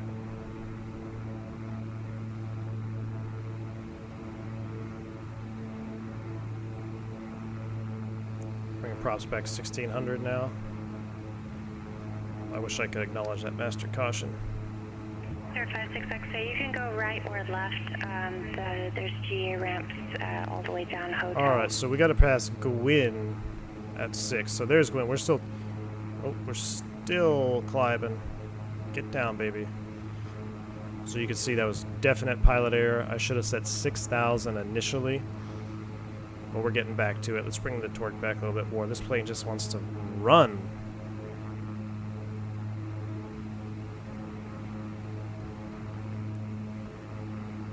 Alright, we're on course.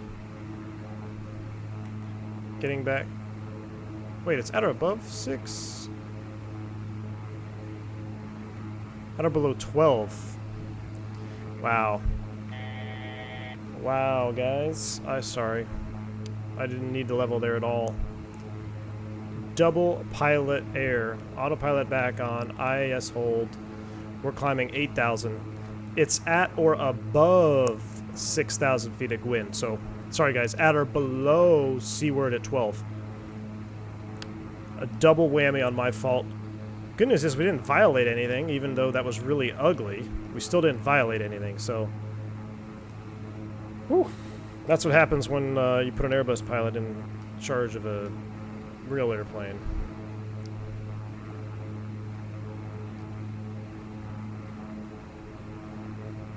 I want to do a little vertical speed climb. 8,000. Altitude is armed. So we don't have to climb very fast because our top altitude per her is 8,000 feet.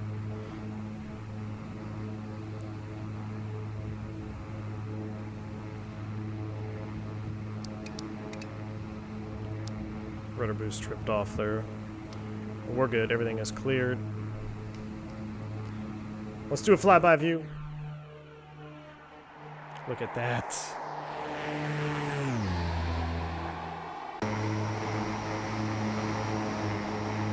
So unfortunately, we're not going to see too much of the California orthos over there. Michael Zander says, "Hey man, I'd love to fly with you in shared cockpit. I'd even pay." Michael Zander, I really love the shared cockpit idea. I'm just really waiting for that FlyJ Sim shared cockpit to come out because I've tried Smart Copilot and I don't know if it's me screwing up. I can't get it to work very well. So I'm kind of hoping for that FlyJ Sim shared cockpit to come out and just be really good. So 1,000 to go, 748. Dimitri, I am 3,000 feet a minute. Guys, it's a rocket. I'm sorry I haven't been paying attention to the chat there. I was a little nervous on the departure, but I'm sorry. I'm going to pay more attention to the chat now. I feel like I'm leaving you guys hanging over there. Dimitri says a little bit wobbly now. Definitely a little bit wobbly. I totally freaked myself out. There was no need for me to stop at 6, but we still got it going.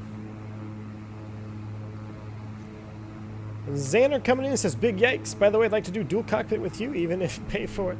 Oh, man, I wouldn't charge you to fly with me, but I definitely, like I said, once we get a good multi-crew platform, I really want to do some multi-crew stuff. I think it'd be a lot of fun.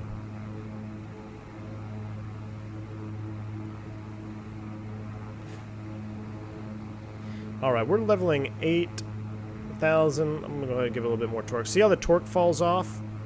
I'm being sloppy. I should have been bumping that torque up all the way as well. I'm trying not to haul ass. We could easily be doing 240 knots right now, but I'm trying not to haul ass because 1, I'm rusty at flying old school airplanes, and 2, I want to fly slower so I can think ahead of this airplane because I'm thinking about a bunch of stuff here. I'm definitely rusty when it comes to the old school stuff, so I'm keeping the speed back a little bit intentionally, but yes, this plane is an absolute rocket, guys. We could be doing 220 here easy if I was really working it. You could see, though, you got to be careful. We are ITT limited still right now, so we want to keep the temps below. I want to say cruise was like max cruise was 745 ITT. I don't know if that's true to the 350 or not. All right, here's 8,000, so I'm going to go ahead and drop those props back 1550. We'll go ahead and kill the auto ignition, auto feather coming off, and I'm going to talk all about that in the turboprop series, guys. So if you like King Airs and you like turboprop stuff, make sure you subscribe to the channel because I'm going to be doing a whole series on turboprops, and we're going to talk auto feathering, beta, reverse, auto ignition, inverters, generators, things like that. So another super chat, Michael Zander coming in, barrel roll. Hey man, I'd do a barrel roll if we weren't on Pilot Edge right now, but we're on Pilot Edge Network, so we're gonna keep it chill. I think 8,000 is gonna be our final, so I'm gonna go ahead and kill those lights. We'll keep the tail flood on. Aircraft is accelerating very nicely. Here comes another flyby.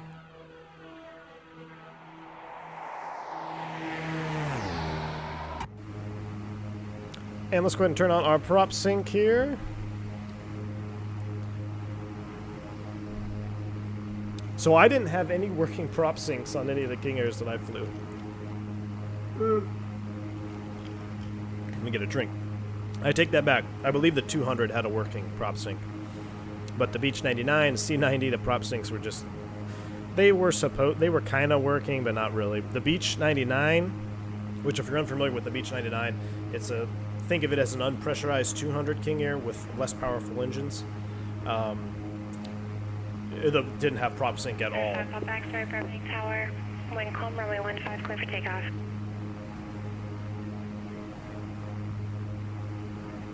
Bruce Jackson asks, have I ever flown a C-130? No, I have not flown a C-130. Flight 1791, contact SoCal approach 128.1. 128.1, Flight 1791. 128.01, switch it. SoCal approach, good afternoon, Flight 1791, level 8,000. Flight 1791, SoCal approach, John 1 altimeter 2995. 905, Flight 1791. 905. Let's take a look back here. We got this chick still on her phone. Can we see what she's doing? Oh, she's looking at the radar. Check that out. This chick is actually looking at the radar app. I use this app in real life. I don't know where she's flying, but we don't have that out there today. I think that's a girl. Yeah, that's definitely a girl. This dude's just chilling. Looks like he needs a table. We got some more guys. Ooh, what's this guy doing back here? Oh, he's got an iPad. Look at the detail, guys. Like, this is what I'm talking about. This is a fantastic detail. I mean, look, he's even touching... What app is he going to launch there? Is that Photo Bucket? Looks like he's going to launch an app or something. I mean, oh, airplane's turning. We should be up front. All right, we are on course to Packers. Or Padres. Sorry, not Packers. Leaving 4,000, fly heading 260. Looking good. 69.7 on the torque, keeping us about 220 knots. Let's keep going. Let's continue on back here. So I mean, but this is what I'm talking about, guys. This is the kind of detail that I expect in payware aircraft, and I fly other ones that we have out there. You guys have probably flown them too. It's almost unfair. It's like, why do they even charge for their products when you look at products like this that are done properly? Wow, big lag out in the stream there. Sorry about that. Hope everything's back to normal. Here's the door. We don't want to turn that on.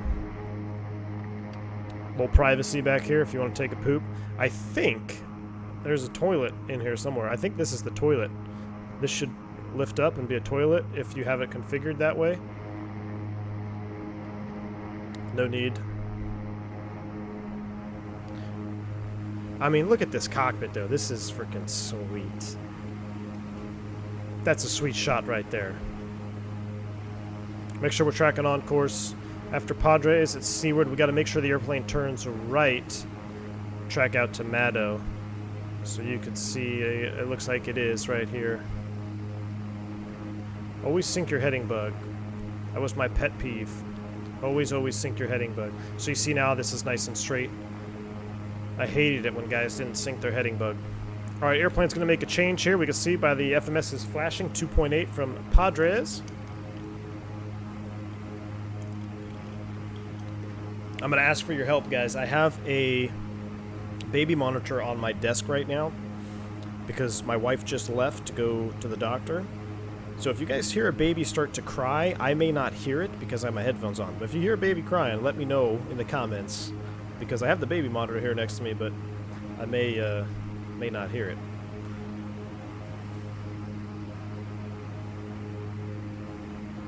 Here we go. Here's our turn. Let's get a flyby shot of this. Listen to those sounds. Oh my goodness.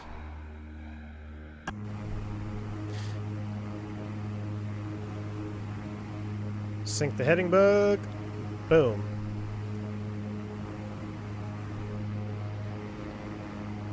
Let's come take a look at my favorite view ever in an airplane, right here. That is my favorite view ever. Look, I just think it looks so cool, you know, that just big old PT6 out there. I'll have to post it in the Discord, but my last day in the PT6, I actually climbed on top of the nacelle here, and I gave it a big old hug. I got a picture out in front of it. I believe it was the 99 was my last flight. Flew cargo up somewhere in the middle of nowhere in Texas. Sir 54379, John Wayne, clearance cleared to Burbank Ballpark Airport on departure flight 18. Rose Jackson, what happens if I called?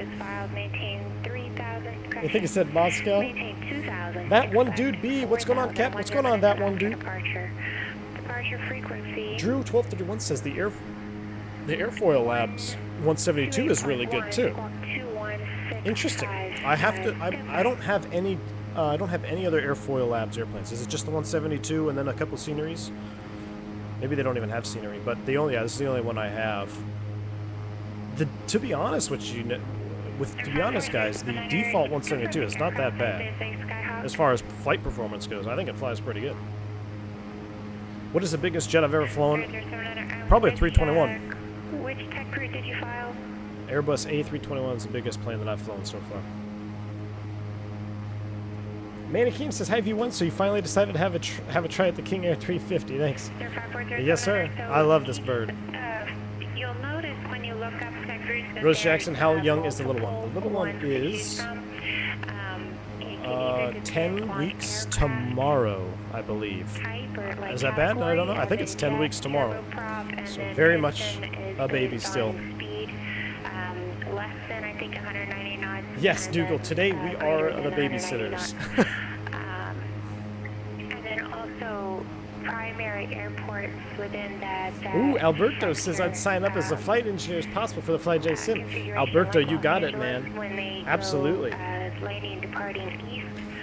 So I would love, that's one thing that, you know, you guys know my favorite airplane as far as jets go is the, let's go ahead and back out of here for a minute. If you could relook at the routes and reselect. My favorite airplane jet is the 727. So wait, why are we turning? So I can't imagine, you know, having that multi-crew with 3 people in a FlyJ Sim 727. How fun would that be, guys? How freaking fun would that be? Andre Bogdanov. I'm gonna get this. Andre Bogdanovsky. Is that right? How's it going, man? Stream viewers, babysitters. This is something new. Yep. This is definitely a new thing I'm bringing to the channel. It's going to be V1 babysitting. Problem is, if she does start to freak out, this is not the best airplane to just be hands-off for like 10 minutes. So I'm hoping she can stay with us here until we get to LA. We're approaching 10 miles from Maddow, and then it's going to be Seal Beach, and hopefully she gives us something really easy to fly, because I want to do some hand flying with my honeycomb. But let's go ahead and hop out. Let's go over here. Actually, let's do some outside shots. What the heck?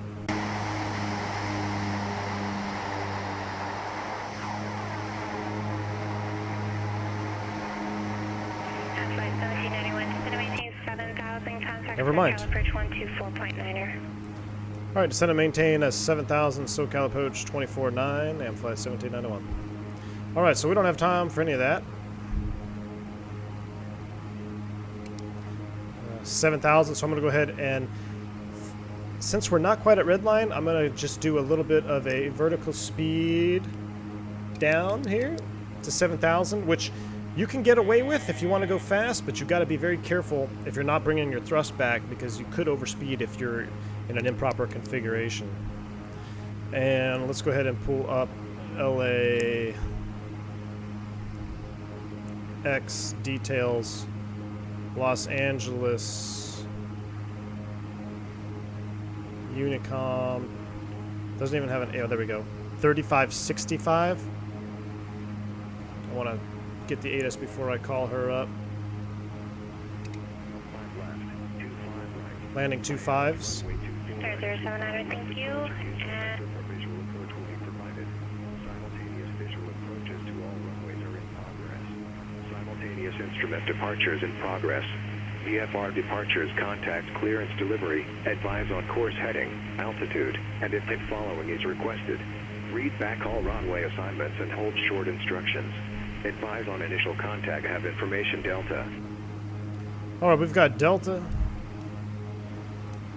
SoCal approach, good afternoon, Amflight 1791 is leveling 7,000 with Delta. Alright, we've entered some turbulence here. 0079, read back correct. Amflight 1791, SoCal for Chile, altimeter 295, thanks for Delta. Departure will be heading 350. Vector ILS runway 25 left approach, unless you have different request. Beach at maintain 5,000. After Seal Beach, reduce speed to 2210 or less. Alright, I missed the heading after Seal Beach, but we'll descend to 5,000, 250 or less on the speed. And what was the heading after Seal Beach?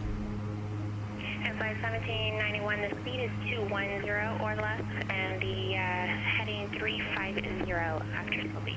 Okay, 350 on the heading after Seal Beach, 5,000 altitude, and slowing to 210 or less for Amflight 1791. And yeah, we could take vectors for the visual approach for Amflight 1791. Amflight 1791, expect visual approach, runway 25 left. Expect visual approach, 25 left, Amflight 1791. Alright, so heading 350, so much for being outside. 350, 5,000 feet, 210 or less. So let's go ahead and bring those thrust levers back. I keep pulling up the wrong autopilot panel. I keep meaning to pull up this one. Increase our vertical speed. She wants us 210 or less. That's kind of fun. I've got traffic in front of me there. Who's that bad boy? That's pretty cool. I love Pilot Edge. Quentin Johnson says, when will the next stream be? Ooh, Quentin Johnson, I'm not sure. I wanted to do tomorrow, but I've got something to take care of, and I want to do, let's see, Wednesday? But I may be babysitting again, so we might have to do a short stream or something. So I don't know. It's tentatively I'm planning for Wednesday, but it's not 100% yet. I'll try to put out the I'll try to put out a notification a little bit earlier. All right, I'm going to try to maintain about 200 knots here. We're 4.6 from Seal Beach. After that, we're going to go straight heading mode. And we're going to expect the visual to 25 left. I'm going to throw in the localizer frequency and everything just as a backup, which is 109.9. So 109.9 in the backup. I'll flip that over here as soon as we cross Seal Beach. Clear out of San Diego Bravo airspace. Ooh, Igu77 says currently installing the TBM 900. Haven't done GA for a while. It's going to be interesting. That is another fantastic airplane. Let me get my auto ignitions here and auto feather back on. Get our lights on. The TBM 900 is phenomenal. You're going to love that plane. It's one of my favorite planes in X-Plane as well. So The only reason I'm not flying it right now is because I wanted to, I'm a sucker for dual engine, you know, and I've flown King Air, I've got time in King Air stuff. Oops, there's Seal Beach. Heading, uh-oh, disengage. I pulled up the wrong dang thing again. TBM 5 Papa Whiskey, read back correct. We need to go heading mode.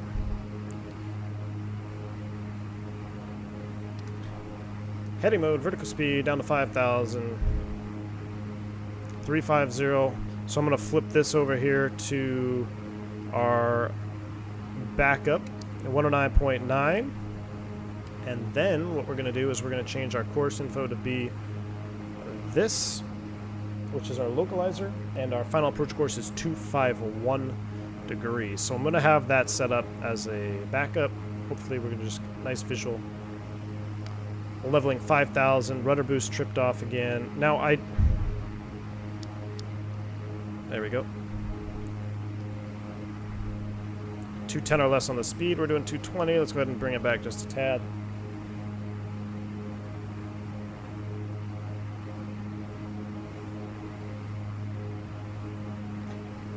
Igor says, is your stream at 60 FPS or just a live stream? I'm not sure what the stream is at. Or, yeah, the stream is at 60. I'm not sure what X-Plane is at. Probably pretty darn close. The King Air is pretty light on frames for me. Leveling 5,000.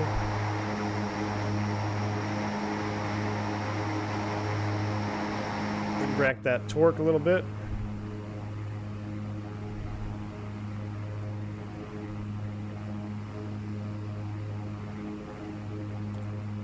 Rose Jackson says ZIBO is as good as it gets. ZIBO is pretty good, man. I'm not gonna lie. I'm trying to. I did a flight in the 767-300 earlier this morning, just kind of practicing because I know you guys voted for it. My commercial members voted for the 767-300 to be the next wide-body stream, and I was just. Flight 1791, the Los Angeles airport is currently off here 9 o'clock and there it is. 12 miles reported inside. Airport inside, and flight 1791. Flight 1791, clear visual approach, runway 25 left, 5 mile final contact tower, 120.905. 120.905, join final out 5, greater, and flight 1791, we'll see. Alright, 120.905. Sir, 5 Papa X-ray, contact Santa Barbara approach, 120.55. That's up. She wants us to join at 5 miles or greater, we're at 18, that's not a problem. We'll just kind of work our way in here. And I'm going to just disengage it. I'm going to hand fly it. What the heck?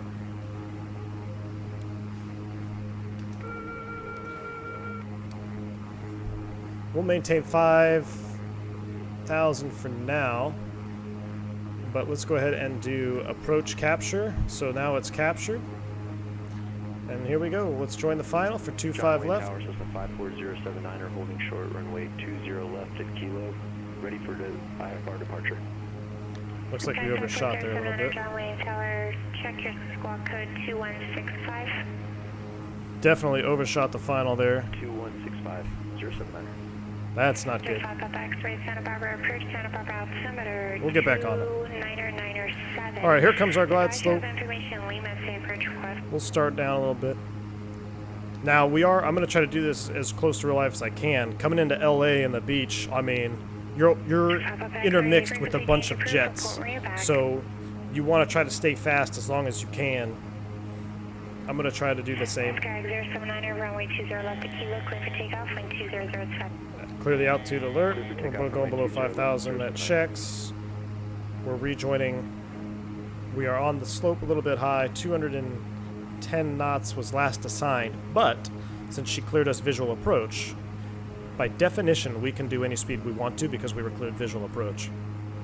November ground, November 895 Papa Whiskey is parked at the GA ramp. We're ready for taxi with information, Lima. So I'll try to maintain right about 200. I'm going to bump those props up 1,600. 3905 Papa Whiskey, November ground, runway 27, taxi via Charlie. Runway 27 via Charlie. For November 895 Papa Whiskey. A little bit high. Let's get back on it. Target afternoon, and flight 1791, visual 25 left. Flight 1791, Los Angeles Tower. Wind 230 runway 25 left, clear to land. 25 left, clear to land, and flight 17901. Alright, let's go ahead and bring the torque back.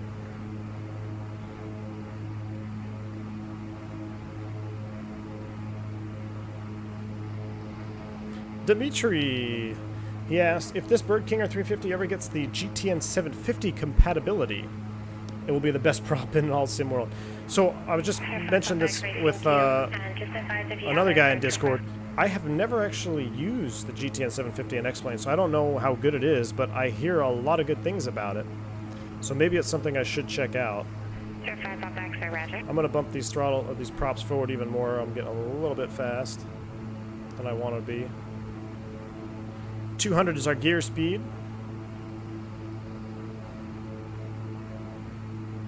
We're coming back on profile. Plenty of time. 8 miles out.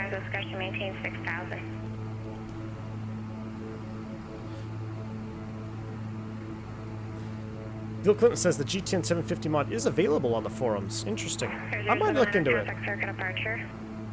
Dimitri says Pilot Edge sure makes a difference. Absolutely, man. Anytime I'm flying with Pilot Edge, I get all like, I get nervous, man. Let's go ahead and drop the gear.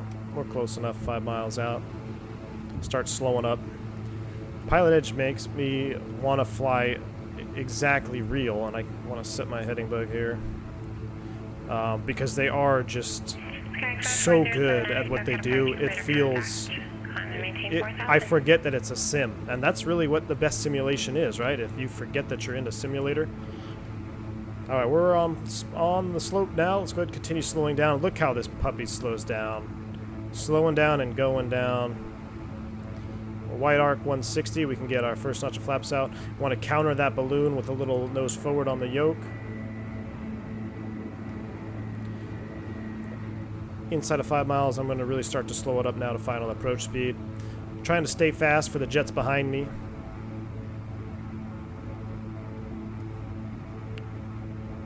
And landing flaps selected. We are clear to land. Gear is down to land. 120 on the speed. Let's get a butter, guys. Let's get a juicy landing. Yes. I like it, Quentin Johnson. I need some juice right now. I've got, by popular request, I brought back the landing rate plugin that you guys all love to see. So, by popular request, we will have the pop-up landing rate plugin.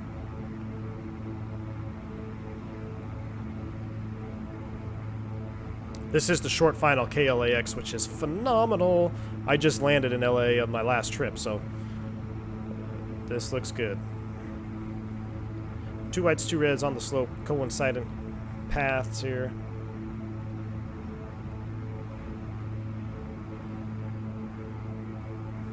Beautiful morning in Los Angeles.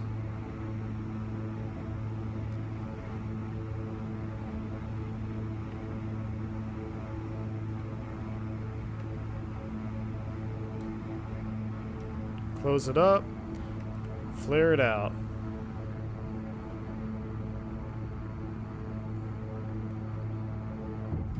Oh, no butters. That's alright, we'll take it, 132. Props full forward, and select reverse thrust. Turn right, heading 280, join the Santa Monica, 125 radial. 60 knots. Coming back to beta. We're going to make a left turn off here because we are going to the freight ramp. 62 feet over the threshold, a little high. 128 on the feet per minute. Wasn't a butter, but hey. I'm working on it for you guys. I'm working on it. Ignition comes off. Auto feather comes off. Flaps are coming up. Los Angeles Commercial Delivery Citation 2 for Whiskey. IFR to Pomona with information. Delta. Get those windows open, boys. 24 Whiskey, Los Angeles clearance. Confirm your destination. I have Brackett as your destination. I'm sorry, Liverpool Brackett Airport. Okay, Papa Oscar Charlie. We'll clear on the runway. 1791, taxi to parking via Alpha, on ground point 75. Have a great rest of your day. Parking via Alpha, thanks a lot. You do the same, man. Flight 1791. I like her. She's my favorite. I'm gonna go ahead and disconnect the pilot edge so she doesn't get upset at me if I do anything wrong. Let's take it over to the GA ramp, guys, and then we're gonna take a look at that replay. Oh, you see, I did another big boo-boo. This is why none of the prop syncs work. I left it on. So if you leave the prop sync on and you start manipulating the torque and the props, you'll damage the prop sync. That's why almost all of them are always damaged.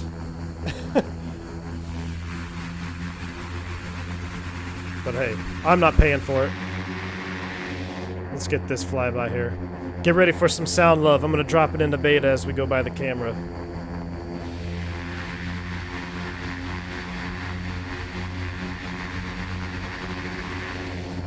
Oh my goodness. Where are we going? We got to park here somewhere.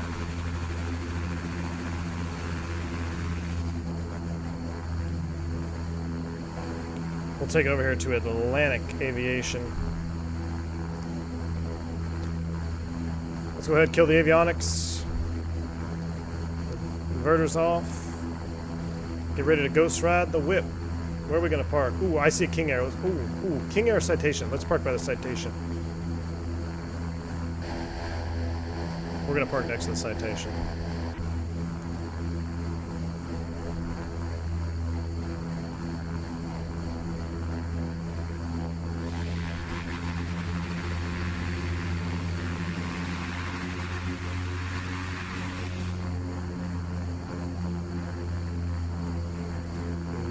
Bleeds coming off.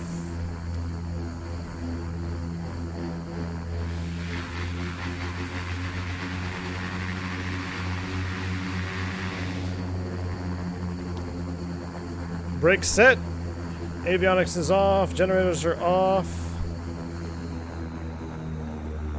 Props are coming back.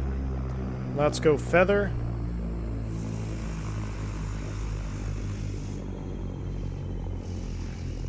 I don't know why they're not feathering on me.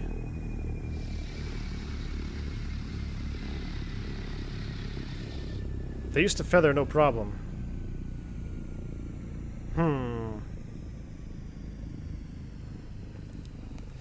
When I selected feather,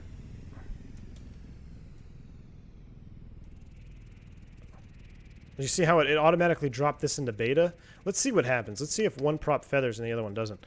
I think there might be a little buggy situation going on here, but you should be able to just go feather and boom, you hear the prop slow down. So you see this one is slowing down. They both are still full forward. So something is buggered. You definitely don't want to shut down in reverse or in beta like that, because you'll definitely damage the linkage. But hey, we're down. Let's go ahead and watch that replay. I'll be able to get caught up with the chat there, and then we're going to call it, guys. But man, I hope you had fun, because I sure enjoyed this flight. Let's go ahead and disable real view, which I already did. Perfect. Let's pop this sucker into replay.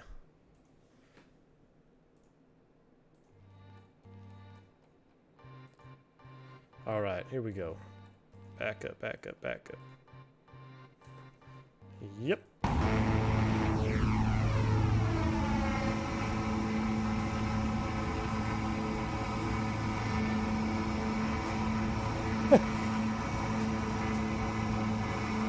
You guys calling in that landing rates there? Ooh. I wish I could have got a butter for you guys. I apologize. Rose Jackson said, is it called ShortFinal? Yes, this is the ShortFinal KLAX. And correct me if I'm wrong, I think it is by Mr. X, maybe? I think the windows are open. Yep. That's why it was so loud on that replay. Let's back it up. Let's go ahead and sit back here. But yeah, this is the ShortFinal KLAX. I think, I'm not 100% sure. Mr. X, same guy maybe, but the payware version. Alberto Delgadillo says V1 Sim, that's how I know you're a real pilot. That confidence you have when you communicate with ATC. Oh, I appreciate it, man. Thank you. Dimitri Oh, come on. He says it's time for the, and that's not me, it's the yoke routine. I haven't blamed the yoke once, man. The yoke is phenomenal. I just suck at flying with yokes. Nice little touchdown. Ooh, it looks like we just had a little weather blow in here. Let's watch a few more from the inside, and then we'll go outside, and then we'll call it. Nah, the yoke is phenomenal, guys. I don't know if you've seen my review yet. The only problem I have, it's just my setup, is my trim is a little backwards. But other than that, I'm loving this yoke. Oh.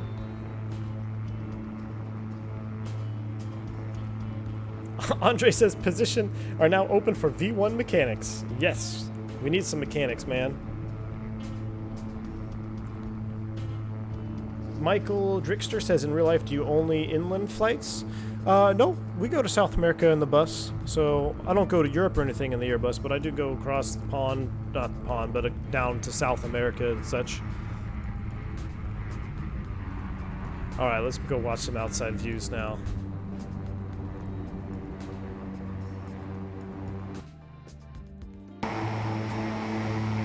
I love that sound.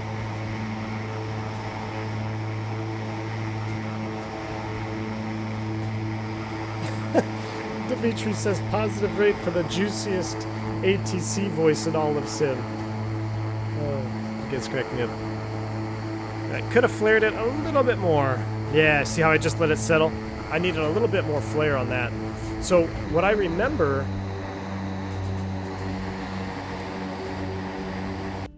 What I remember distinctively in the 99, it was a bad habit if you... Like, the yoke got really heavy right about flare time, and a lot of guys would run that trim, which is a bad habit, but it's kind of cool because, you know, I talked about the yoke, how stiff it is. It kind of simulates that very well for this King Air. So you do got to get some of that trim in there, but you don't want to run that aft trim into the flare in case you have to go around. Oh. But, yeah, you definitely want to get I could have had a little bit more trim and a little bit more flare. As you can see, I'm still flaring high like an Airbus pilot. Right about there, I should have held it. And see, I just let it drop. Yeah, that's on me. I just let it drop. But, all right, I'm going to back it up one last time, and then I'm going to get out of here. I see the baby is starting to stir on the baby monitor. So I hope you guys have enjoyed this flight. I hope you guys like seeing some of this King Air stuff. And that's going to wrap it up for me. Thank you for the support, guys. One more super chat. Alberto, I didn't want to miss it. I know you're a real pilot because of how you communicate on the comms. Thank you, Alberto. I appreciate it, man. Nice landing, V1 HD Sim. Thank you. All right, guys. Get ready for some repo contracts coming at you here pretty soon. Thank you all for tuning in. Love all you guys. You guys donating financially, or my mods, my supporters, the guys who can't even do it financially. You're just here hanging out and chat with me. I love it. You guys are an awesome community. And I hope to see you again real soon. Hopefully maybe plan on Wednesday or something like that. So I'm going to catch you guys on the next stream. Y'all have a good one wherever you are. See ya.